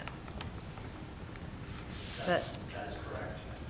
Thank You also pulled it Well, I pulled it up on SSA. Okay. And Google AI is not always correct, but Figure it's, belt and suspenders. Hey, I'm on a paid subscription over here. well, I'm not, so I just have the free version that gives it to me whether I want it or not. So the only thing I want to add to, we may not have got to that 8.7 or the 5.9, you're absolutely right. But we had that Collins report just a couple of years ago that certainly brought the employees up significantly. Everyone got big raises. Well, they did, but that's because if you go into the decade prior to that, we had Yeah. a similar where we were 1% or 2% behind even the COLA for a number of years. Yeah, and I get that, and Right. I know that's probably why we've fallen behind with terms of highway licensing versus pay, right? So I get that.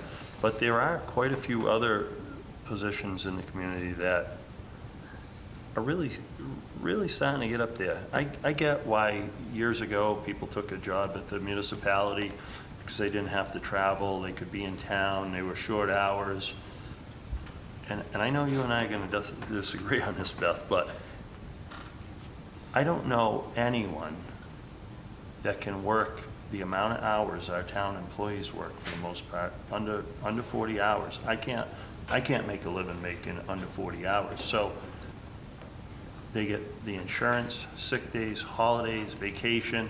When you factor all the time off that our town employees get, I think it's one heck of a pay for the hours they're working. Now, I'm good with the 2.5 COLA, so I'm going to take a stand on that based on all the other benefits they get as a town employee.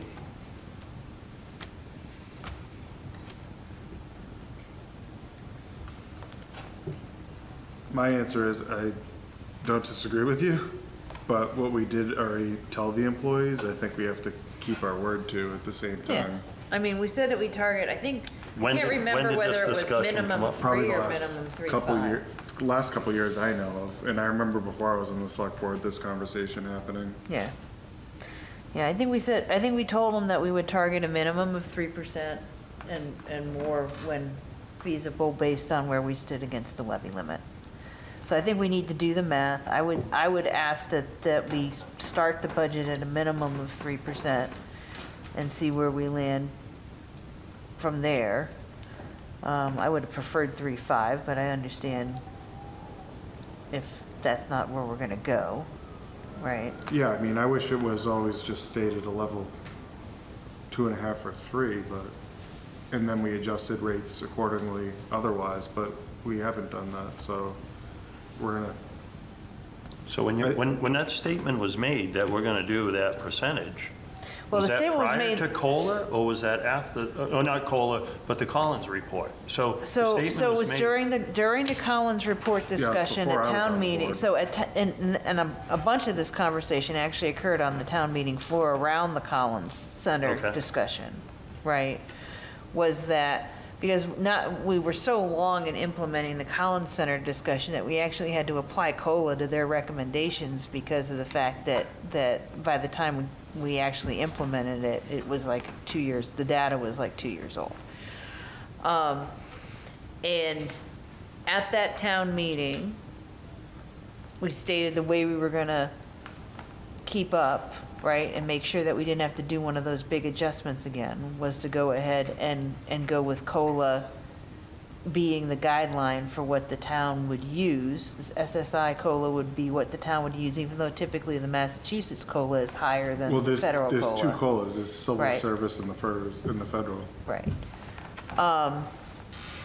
And then, so that statement was made that we were going to follow the federal COLA, and then the very next year was the 8.7% COLA, and we're like, hell no, we won't go, right? And frankly, we didn't have the headroom in the budget to do Right. it. I mean, it was a heated but relatively reasonable discussion with the department heads that we couldn't do it, okay? And I think we do have to be careful that we don't do the COLA when it's convenient and something, way less than COLA when it's not convenient. So, I think I don't honestly recall whether we said 3 or 3.5% would be what we would target going forward. 3. Was it 3? 3. Okay. So I would be at that 3, so that we're at least consistent, and then that way we can just plan against it, right? And then if there's a year where it's like, I mean, really theoretically, low. it should be a 2.5 because Prop 2.5, but. That's my, Right. that's my perspective, as well as the amount of hours in a work week for a town employee. I could not make a living working 32 or 28 hours a week that a lot of the people that work here make a living at. And I understand they want more money. When I want more money, I have to work more hours. I can't just go up on my price. So I have to work more hours to make more money. And I'm hired at 2.5. You guys can outvote me, but I'm hired at 2.5.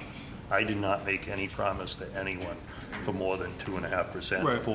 For Proposition 2.5, for COLA, or whether we match the state or the federal, so you guys. But I mean, I'll use an example of like McDonald's, for instance. I mean, minimum wage is what in the state, $15? They're not paying anyone $15 because They can't get help. They can't get help. For $15, right. So, well, I agree with you. The problem is you might have a retention issue with employees, which we fortunately don't have right now. Yeah, because I would disagree with that. You're right. If the board would like, what I could always do, because as I said, I don't think we have to have a decision made right now. What I could do is, I'm hearing 2.5%, 3%, maybe 3.5%. I could certainly have the town accountant run those numbers, and then we can see what the effect on the budget is at 2.5, at 3, and 3.5. And then, hopefully that would help, everyone coalesce around a number they No, were more we're comfortable with. Going forward. Yeah, and then I'd be good obviously, with that. the same thing for the advisory committee as well, because, we haven't even broached the subject with them at this point. Sir, are you still on advisory? Yeah. Is advisory We made haven't any? even discussed it. It will be discussed next Wednesday. Yeah, we'll be Okay. discussed on Wednesday.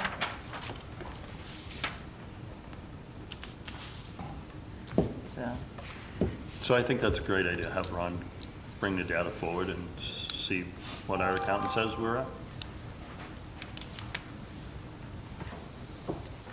So what?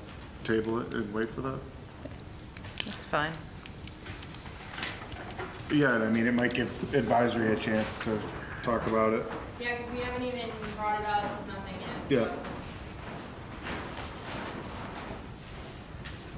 I mean, how critical is it for you right now? It's not, but obviously, the sooner in the process, the easier. I would think it's gonna be soon, because you guys are meeting next week, you said? Yeah, Wednesday, so we'll Yeah. decide on Wednesday. Yeah.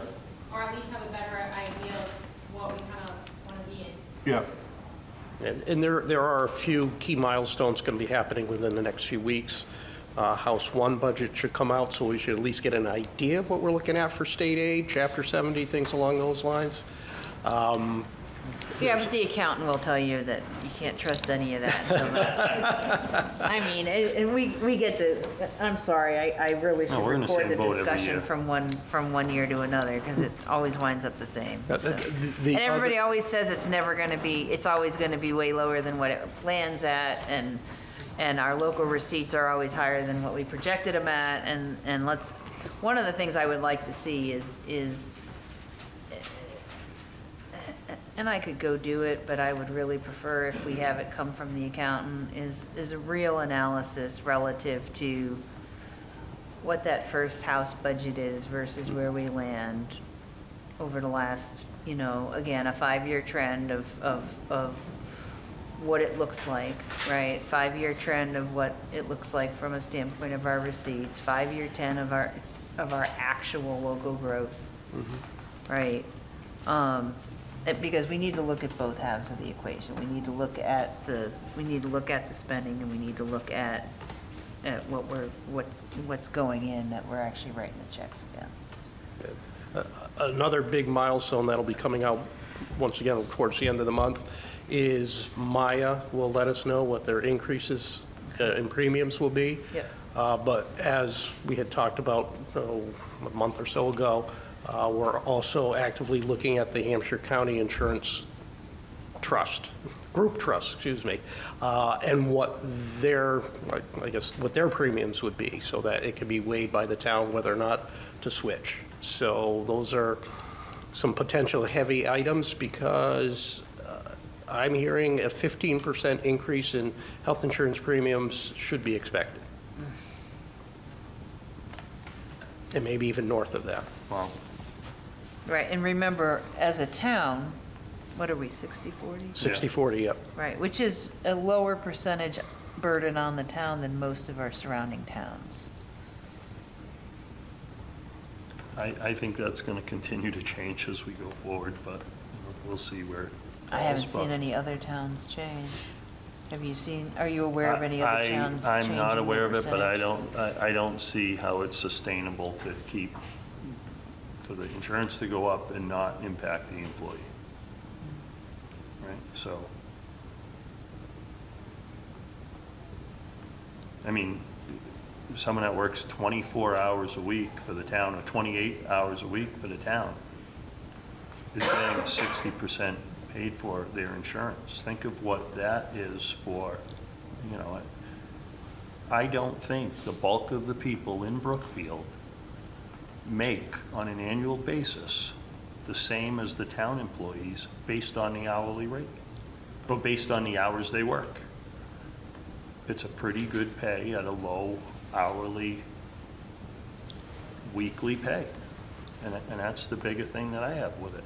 I could never make enough in a 28-hour week, and I know there's several employees in the town that make a living off of that. So I don't want to starve anyone, but again, I think if they're Employee wants to make more money, and I hear that frequently in town. They need to work more hours, because no other resident that's paying taxes in town makes a living working 28 hours a week. Everyone's working 40 and plus. So I do want to make the point that the town I work for, we have a 60-40 split, and we got our new Meyer rates. Right now, it's $480 paycheck for a family plan, and it's going up to $530 the new fiscal year, a paycheck. So you're talking over $1,000 a month.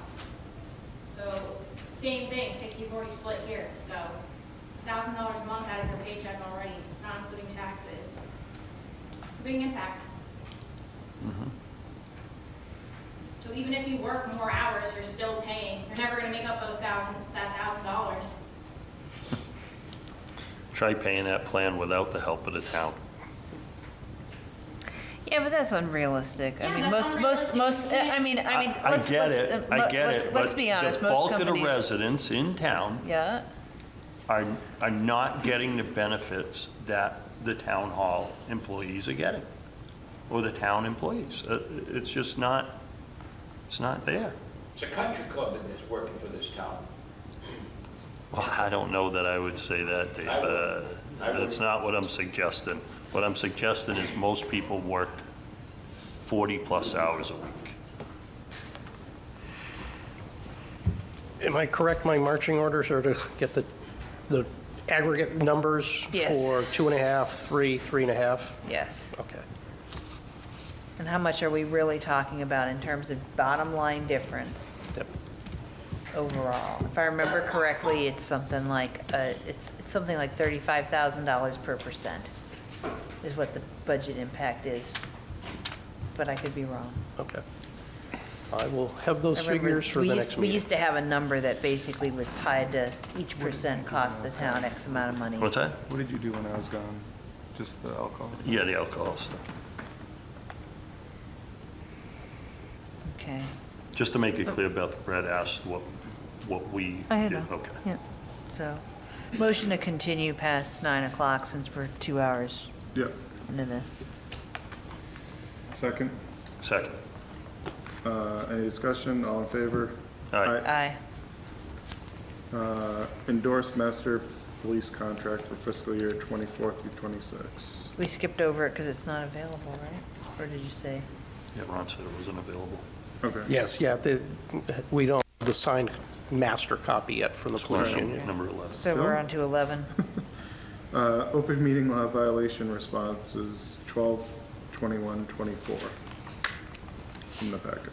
Yes, we do have 3 open meeting law violation complaints, all dated December 21st, 2024. To be perfectly honest, the response for all 3 are incredibly similar. I would say literally 98 to 99% similar. So I don't know if the board's preference is for me to read all 3, to read 1, to read none.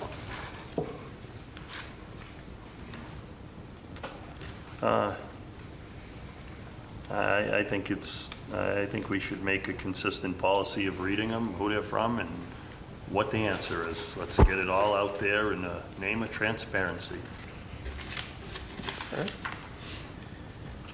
Okay, in your packet, I've delineated the difference between the 3 by literally referring to it as open meeting law complaint 1, 2, and 3. Once again, all dated December 21st, 2024. So the complaint number 1 is a response to Mr. Kelleher's, Mr. Chris Kelleher's complaint number 1. And the response, or at least the draft response, is, as you are aware, the town of Brookfield Select Board is in receipt of an open meeting law complaint from you dated December 21st, 2024. This complaint was discussed in an open session meeting of the Select Board on July 9, 2025. The Select Board authorized me, as town administrator, to send a response on its behalf to memorialize the discussions that occurred during the January 9, 2025 meeting. Your complaint alleges the following open meeting law violations. 1, a Select Board member interrupted you during your 2-minute public commentary period. 2, the aforementioned interruption was disruptive, singled you out for different treatment, and has reoccurred during 2 subsequent select board meetings, which is the relationship between the 3 of them. With respect to the alleged select board member interrupting you during your 2-minute public commentary period, Mr. Chafee states that his brief and relatively quiet reminder to the chair to time your comments were intended to remind the chair to enforce the board's public commentary policy and in no way was intended to interrupt or distract you. As stated in previous open meeting law responses, the board has pledged to assist each other in the fair and strict enforcement of the public commentary policy so as to ensure that all meeting attendees have the same opportunity to voice their comments to the board. With regards to the alleged interruptions being disruptive and singling you out for different treatment, Mr. Chafee has stated that his brief reminders are in keeping with the board's pledge to assist each other in fairly applying the public commentary policy. He also pointed out that his brief and quiet reminder to the chair may appear to be different treatment to you, but it is appropriate because of the fact that your remote participation as a result of your ADA accommodations request is in fact different from the usual quote-unquote in-person audience participation, and he wants to ensure that the remote participants are also afforded the same 2-minute commentary period that quote-unquote in-person attendees are granted. Also, as stated in previous open meeting law responses, the board acknowledges that there is a learning curve for all of us to become more familiar with the efficient operations of remote participation in hybrid meetings. As such, the board requests audience patience and cooperation during the learning period. As always, the board welcomes any and all suggestions on how to improve the operations of these hybrid meetings. We sincerely hope that these explanations address your concerns, and we pledge to keep to the high standards of the open meeting law transparency that the citizens of Brookfield should expect from its town officials. Sincerely, Ronald Diaponte, Town Administrator. Okay. Thank you.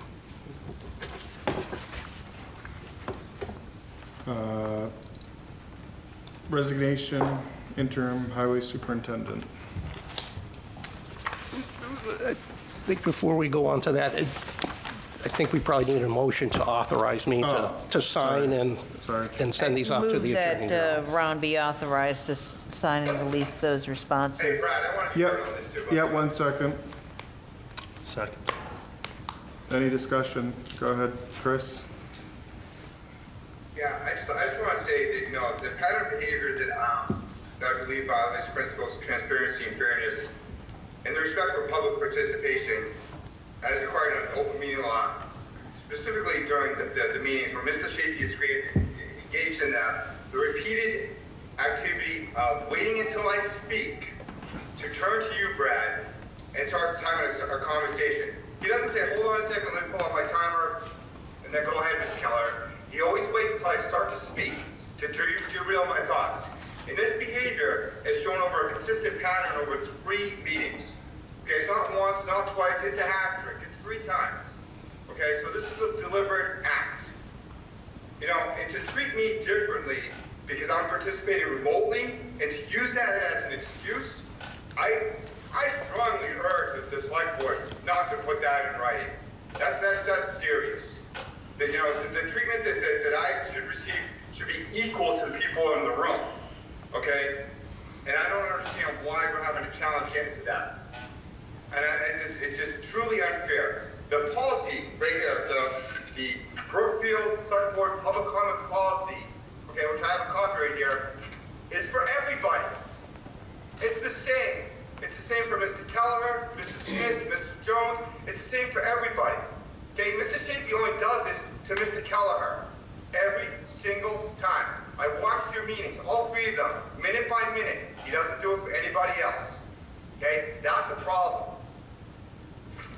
I think you guys should really address the elephant in the room. It's unfair. All I'm asking for is fair and equality. Thank you. I have a question, Ron. When you were doing this response, did you seek town council's advice on the response? In particular for these, no, but it's also, my response is based upon subsequent discussions that I've had with town council regarding similar circumstances and situations. Okay, thank you for that. So I believe, do we have a final vote? You looking for a motion to? No, I believe Beth made a motion, you seconded, Oh, it yeah. went to discussion. I was going to say, I don't believe we have a vote, correct? All in favor? Aye. Aye. I'm going to abstain. Actually, I'm going to vote no, because, Well, do you want to keep the discussion open? nope, Okay. that's fine, because you guys already voted, so. Sorry, I jumped the gun on you. I didn't realize you were still Well, I kind of want to know. contemplating. Um, We can backtrack. let's see here.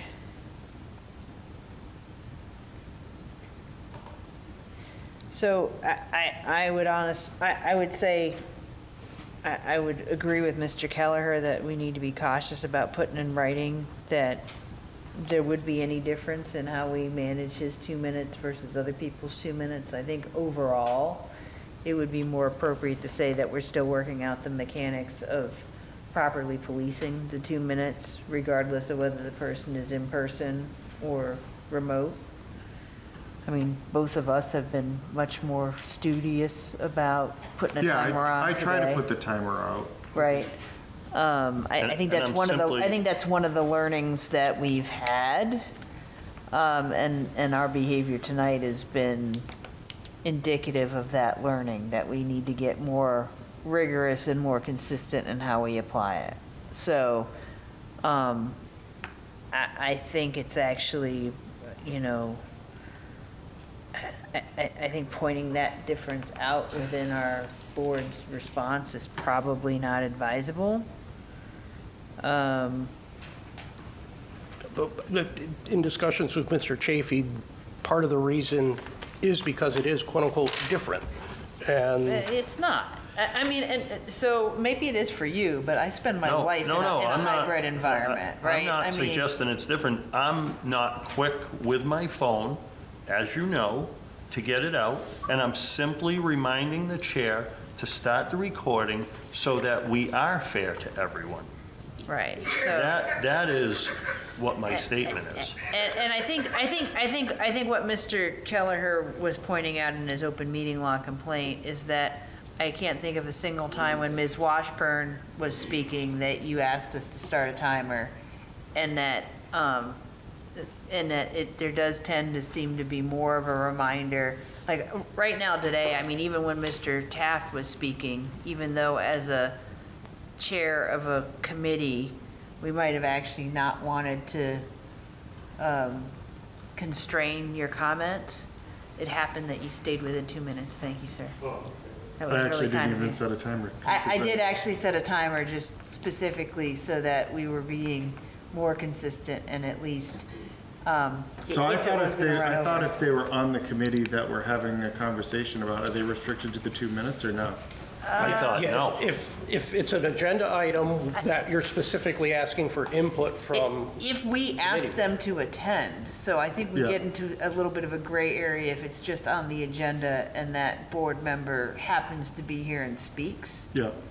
unless we've explicitly called the person out as presenting on the agenda. Yes. Okay, it starts to get grayer and Yeah. grayer as you go down that road. So that's why today, given the level of scrutiny that we've had about public comment, I was trying to remember to do it every time inclusive of Mr. Taft and Mr. Clark. So, Right, so, oh, sorry.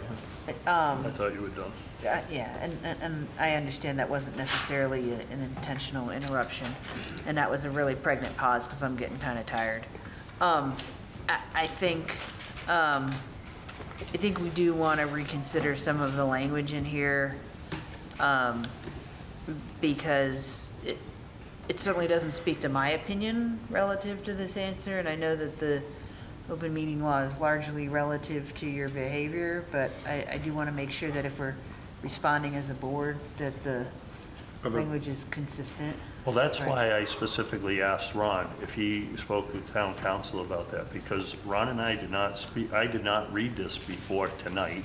Okay. But I do want to make a couple recommendations. I'm not quick with my phone, as you know. I've asked Brad on many occasions to start the timer to try to help him and assist the consistency. But I'm also going to recommend that we get a, can you control the meeting, Brad? He keeps outbursting while I'm speaking. So I think we should get a timer to put on the table so that it might be a little quicker than the phone, so that we are consistent with everyone. And I will make a verbal pledge that I was aware of the complaint, but I didn't help assist in the writing of it, so I did not know that portion. But I'll also state, as a result of the complaint, I think I might have nudged you once about a time tonight, but I saw Beth taking the appropriate action of timing it. She's also asked me to time it. But I saw Beth doing it, so I didn't even make an attempt to do it this evening. So, again, I think a timer, and Ron, maybe that's appropriate to put in a response, and I would like you to. Well, either that or I'd volunteer, because I mean, that's one of the things we do in other types of meetings, like when we're running a process improvement event and work and stuff, is typically you have somebody designated in the room who's timekeeper. But I don't mind if you follow it up with, there is no intent of mine to disrupt this man in any way, shape, or form. I don't always agree what he says, and most of the time, I wonder if it's even truthful. However, I don't have any intent to interrupt him. That's my personal statement.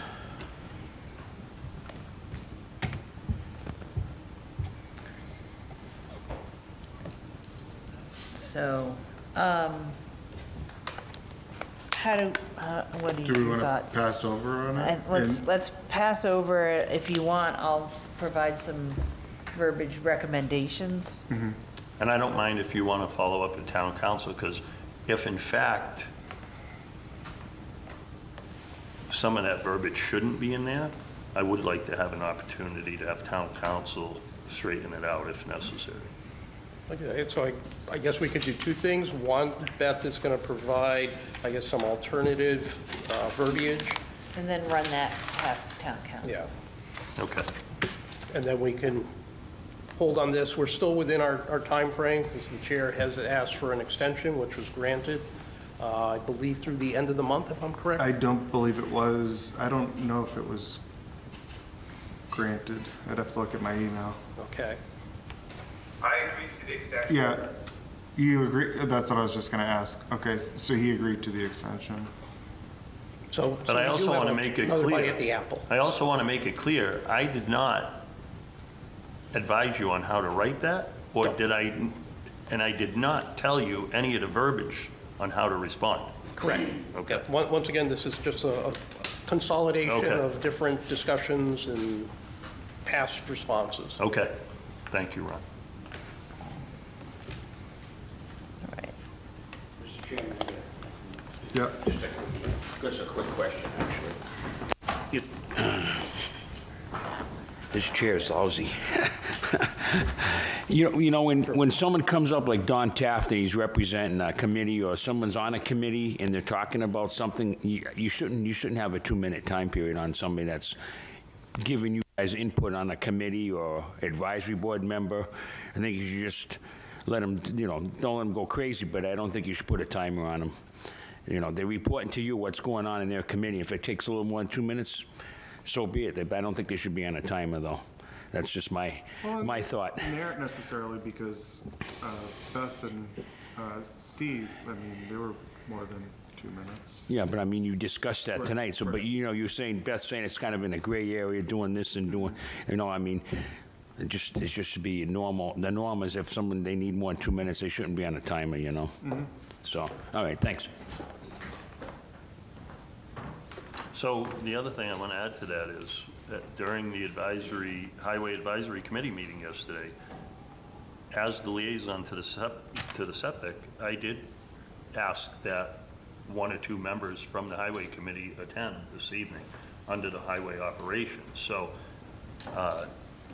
I think if we need to look at our policy to adjust that, but I think it clearly stated the members of the public had the right to speak within 2 minutes regarding items on the agenda. But I don't think there was ever any intent when we were seeking the advice from any committee members to limit them to 2 minutes. That's fine, but then we need to make it clear that the committee members are part of the agenda, is what I'm stating. Okay, Okay. I would agree with that. So it looks- by putting the way, and this goes back to clarity of agenda, okay? At times when we have something on the agenda like feedback from the highway department, highway advisory, it should be like highway operations discussion, sub-bullet, feedback from committee. So the right? problem with that is we met yesterday, so at that point, we didn't know, but I thought it was clearly covered under highway operations discussion. So I see your point. Yeah. I do see your point, and I don't know how we're gonna get that with, the 48 hours is certainly restrictive. So I'll do my best to try to accommodate that more on my end. Yeah, so I think you can kind of tell, right? If So the there's an next agenda time- item, I'm sorry, go ahead. The next time there's a highway committee meeting, I will probably interject something into the agenda if it's less than 48 hours so that it would cover that. And I'll do my best from that perspective to accommodate. Well, I think it's also, and I appreciate you taking ownership of that piece of it, right? But I think what I'm saying is that some of this is also for common sense, right? If we're going to have a highway operations discussion, there's a high statistical likelihood that Mr. Taft is going to show up, right? So even if he's not on the agenda, there's a high statistical likelihood that Mr. Taft is going to show up, right? So, throw him on so the let's agenda. so just have the sub-bullet that if we're Yep. talking about something that we know we have an assigned committee, we put the communications committee information on the agenda, right? High statistical likelihood that representatives from that committee are going to be part of that discussion, just give them a block on the agenda. Sure. Right, and then it's not a question as to whether they have a specific amount of time So or you're not. The only saying have reason, his name there? have either the name or feedback from committee members, period. Leave it generic enough that if Don has the flu and only Bruce shows up, then the other committee member can speak. We're covered. Right. And in the fairness of consistency, Right, right? exactly. So, and I would agree with that. Yeah, and I think, again, it's us evolving and getting as We're going to more get better as, transparent. hopefully we get better as time goes. Right, and so I think that's something that Ron and Karen can police for us, because you and I ain't gonna think of it, because we're just lucky to get some crap on the agenda, right? Okay. So. But, that's my thoughts on that. So, we're gonna kick the can on that. Yep. Okay. Resignation interim highway superintendent. Well, as we're all aware, last Thursday evening, the interim highway superintendent tendered her resignation, which was to take effect on January 16th, 2025. In fact, I believe it was yesterday, in fact, the highway superintendent officially rescinded the resignation and had indicated that she's ready, willing, and able to continue to serve as interim highway superintendent up to and through the actual appointment and start of the permanent highway superintendent. So at this point, I guess you could put it under the category of never mind. So it's status quo. Yeah, I would be careful about the way you just framed that a little bit, though. I'd like advice, and this is similar to when we had complaints about the behavior of our police, and we brought in a third party to review that, the merits of that complaint. And maybe we don't have enough on the agenda for this, or maybe it would be more appropriate to set up executive session, I'm not quite sure. But I'd like to figure out if there's I'd like to ask Ron to check with KP to see if there's a third party that we could bring in to evaluate the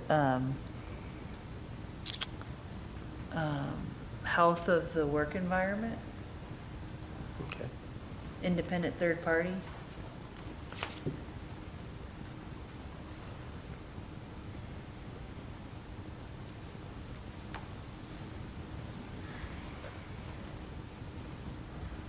So that's my recommendation. I can make it as a motion. I don't know if there's a second. Are you making it a motion? I'm making it a motion. I'll second that for discussion. Okay. Okay, for discussion? So what specifically are we looking for?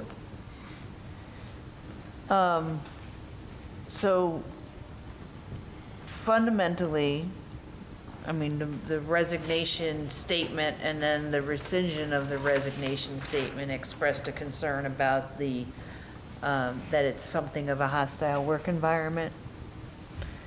And I'd like to get a third party in to kind of evaluate that. So are we acting on the resignation? Or are we removing it based on her pulling the resignation? How, and what is So the I think legality of that? So I'm not sure I quite understand the question. So what happens when someone resigns formally in writing and then pulls it back before the select board acts? Is that? Well, I think they have the ability to pull it back just because we didn't ratify it, basically. Well, not Is only that- that, but under any condition, right? I mean, Massachusetts is an at-will state. So long as it's the will of the board for the person to continue to serve and it's their will to continue to serve, there's no real legal ramifications of the Okay. resignation or of the rescission of the resignation. Okay. So under our standard labor laws in this state, so long as it's the will of the board for her to continue to serve and it's her will to continue to serve, there's no, regardless of was put in writing when, Okay. there's not an issue. However, I don't want to overlook the fact that there was concerns expressed in both documents, regarding, the tenor of the communication and relationship with the individual in the department. And I don't know what's the right step to take, but just saying business as usual, I don't think is the right answer. So I'd like to find some middle ground between business as usual and, oh my gosh, the world's on fire. And I think bringing in somebody who's outside of the environment and outside of the organization would be an appropriate step. And frankly covers a lot of different bases. So to clarify, you're almost seeing really as the resignation and the rescission are really two issues or two topics. One is the employment, the actual resignation, and then rescission. But then part and parcel to that, there was also mention of potentially the hostile work environment. So in essence, address that almost as an official complaint, for lack of a better term. Yeah, for want of a better term, yeah. So do we have in writing that she rescinded? her- Yes. They're Okay. both stapled together, yeah. Yeah, it's right in front of me. Oh, okay, I didn't realize that, too. Okay. Okay, so everything's in writing. Okay. And everything is in writing, and that's what I'm saying. Everything's in writing, and I don't feel comfortable ignoring words that are on a printed Yeah, page in no, front of me. and I agree. So, I'll follow up with town council, obviously seek their advice as far as the process moving forward Yeah. for evaluating that. yep, And if you'd like, I could report back to the board in total. I could, at future, as a future agenda item. I don't know, we might have a meeting next week. let's have a meeting next week, as much as I hate having weekly But meetings. you let's have said you two can't next do week. it Wednesday?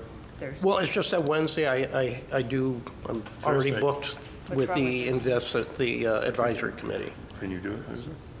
When I told Ron, I know I told him Yeah. Wednesday and Friday, but I don't remember why.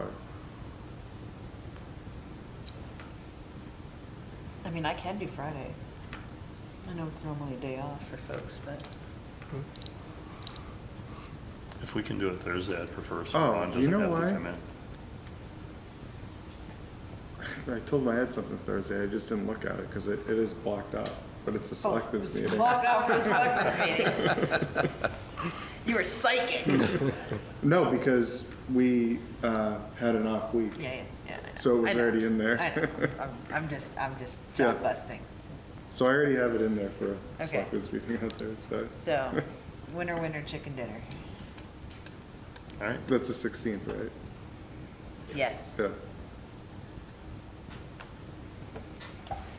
Okay.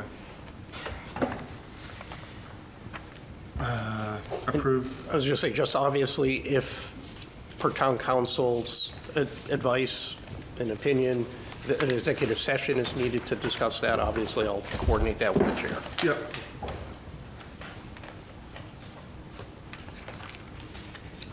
Approve select board minutes, 10/17, 24, 11/7, 24. Motion to approve the minutes I- as mailed.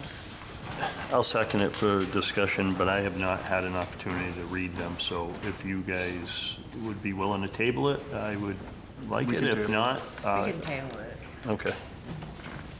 Any items not reasonably anticipated by the chair? No, hopefully not. Motion adjourned. Second. All in favor? Aye.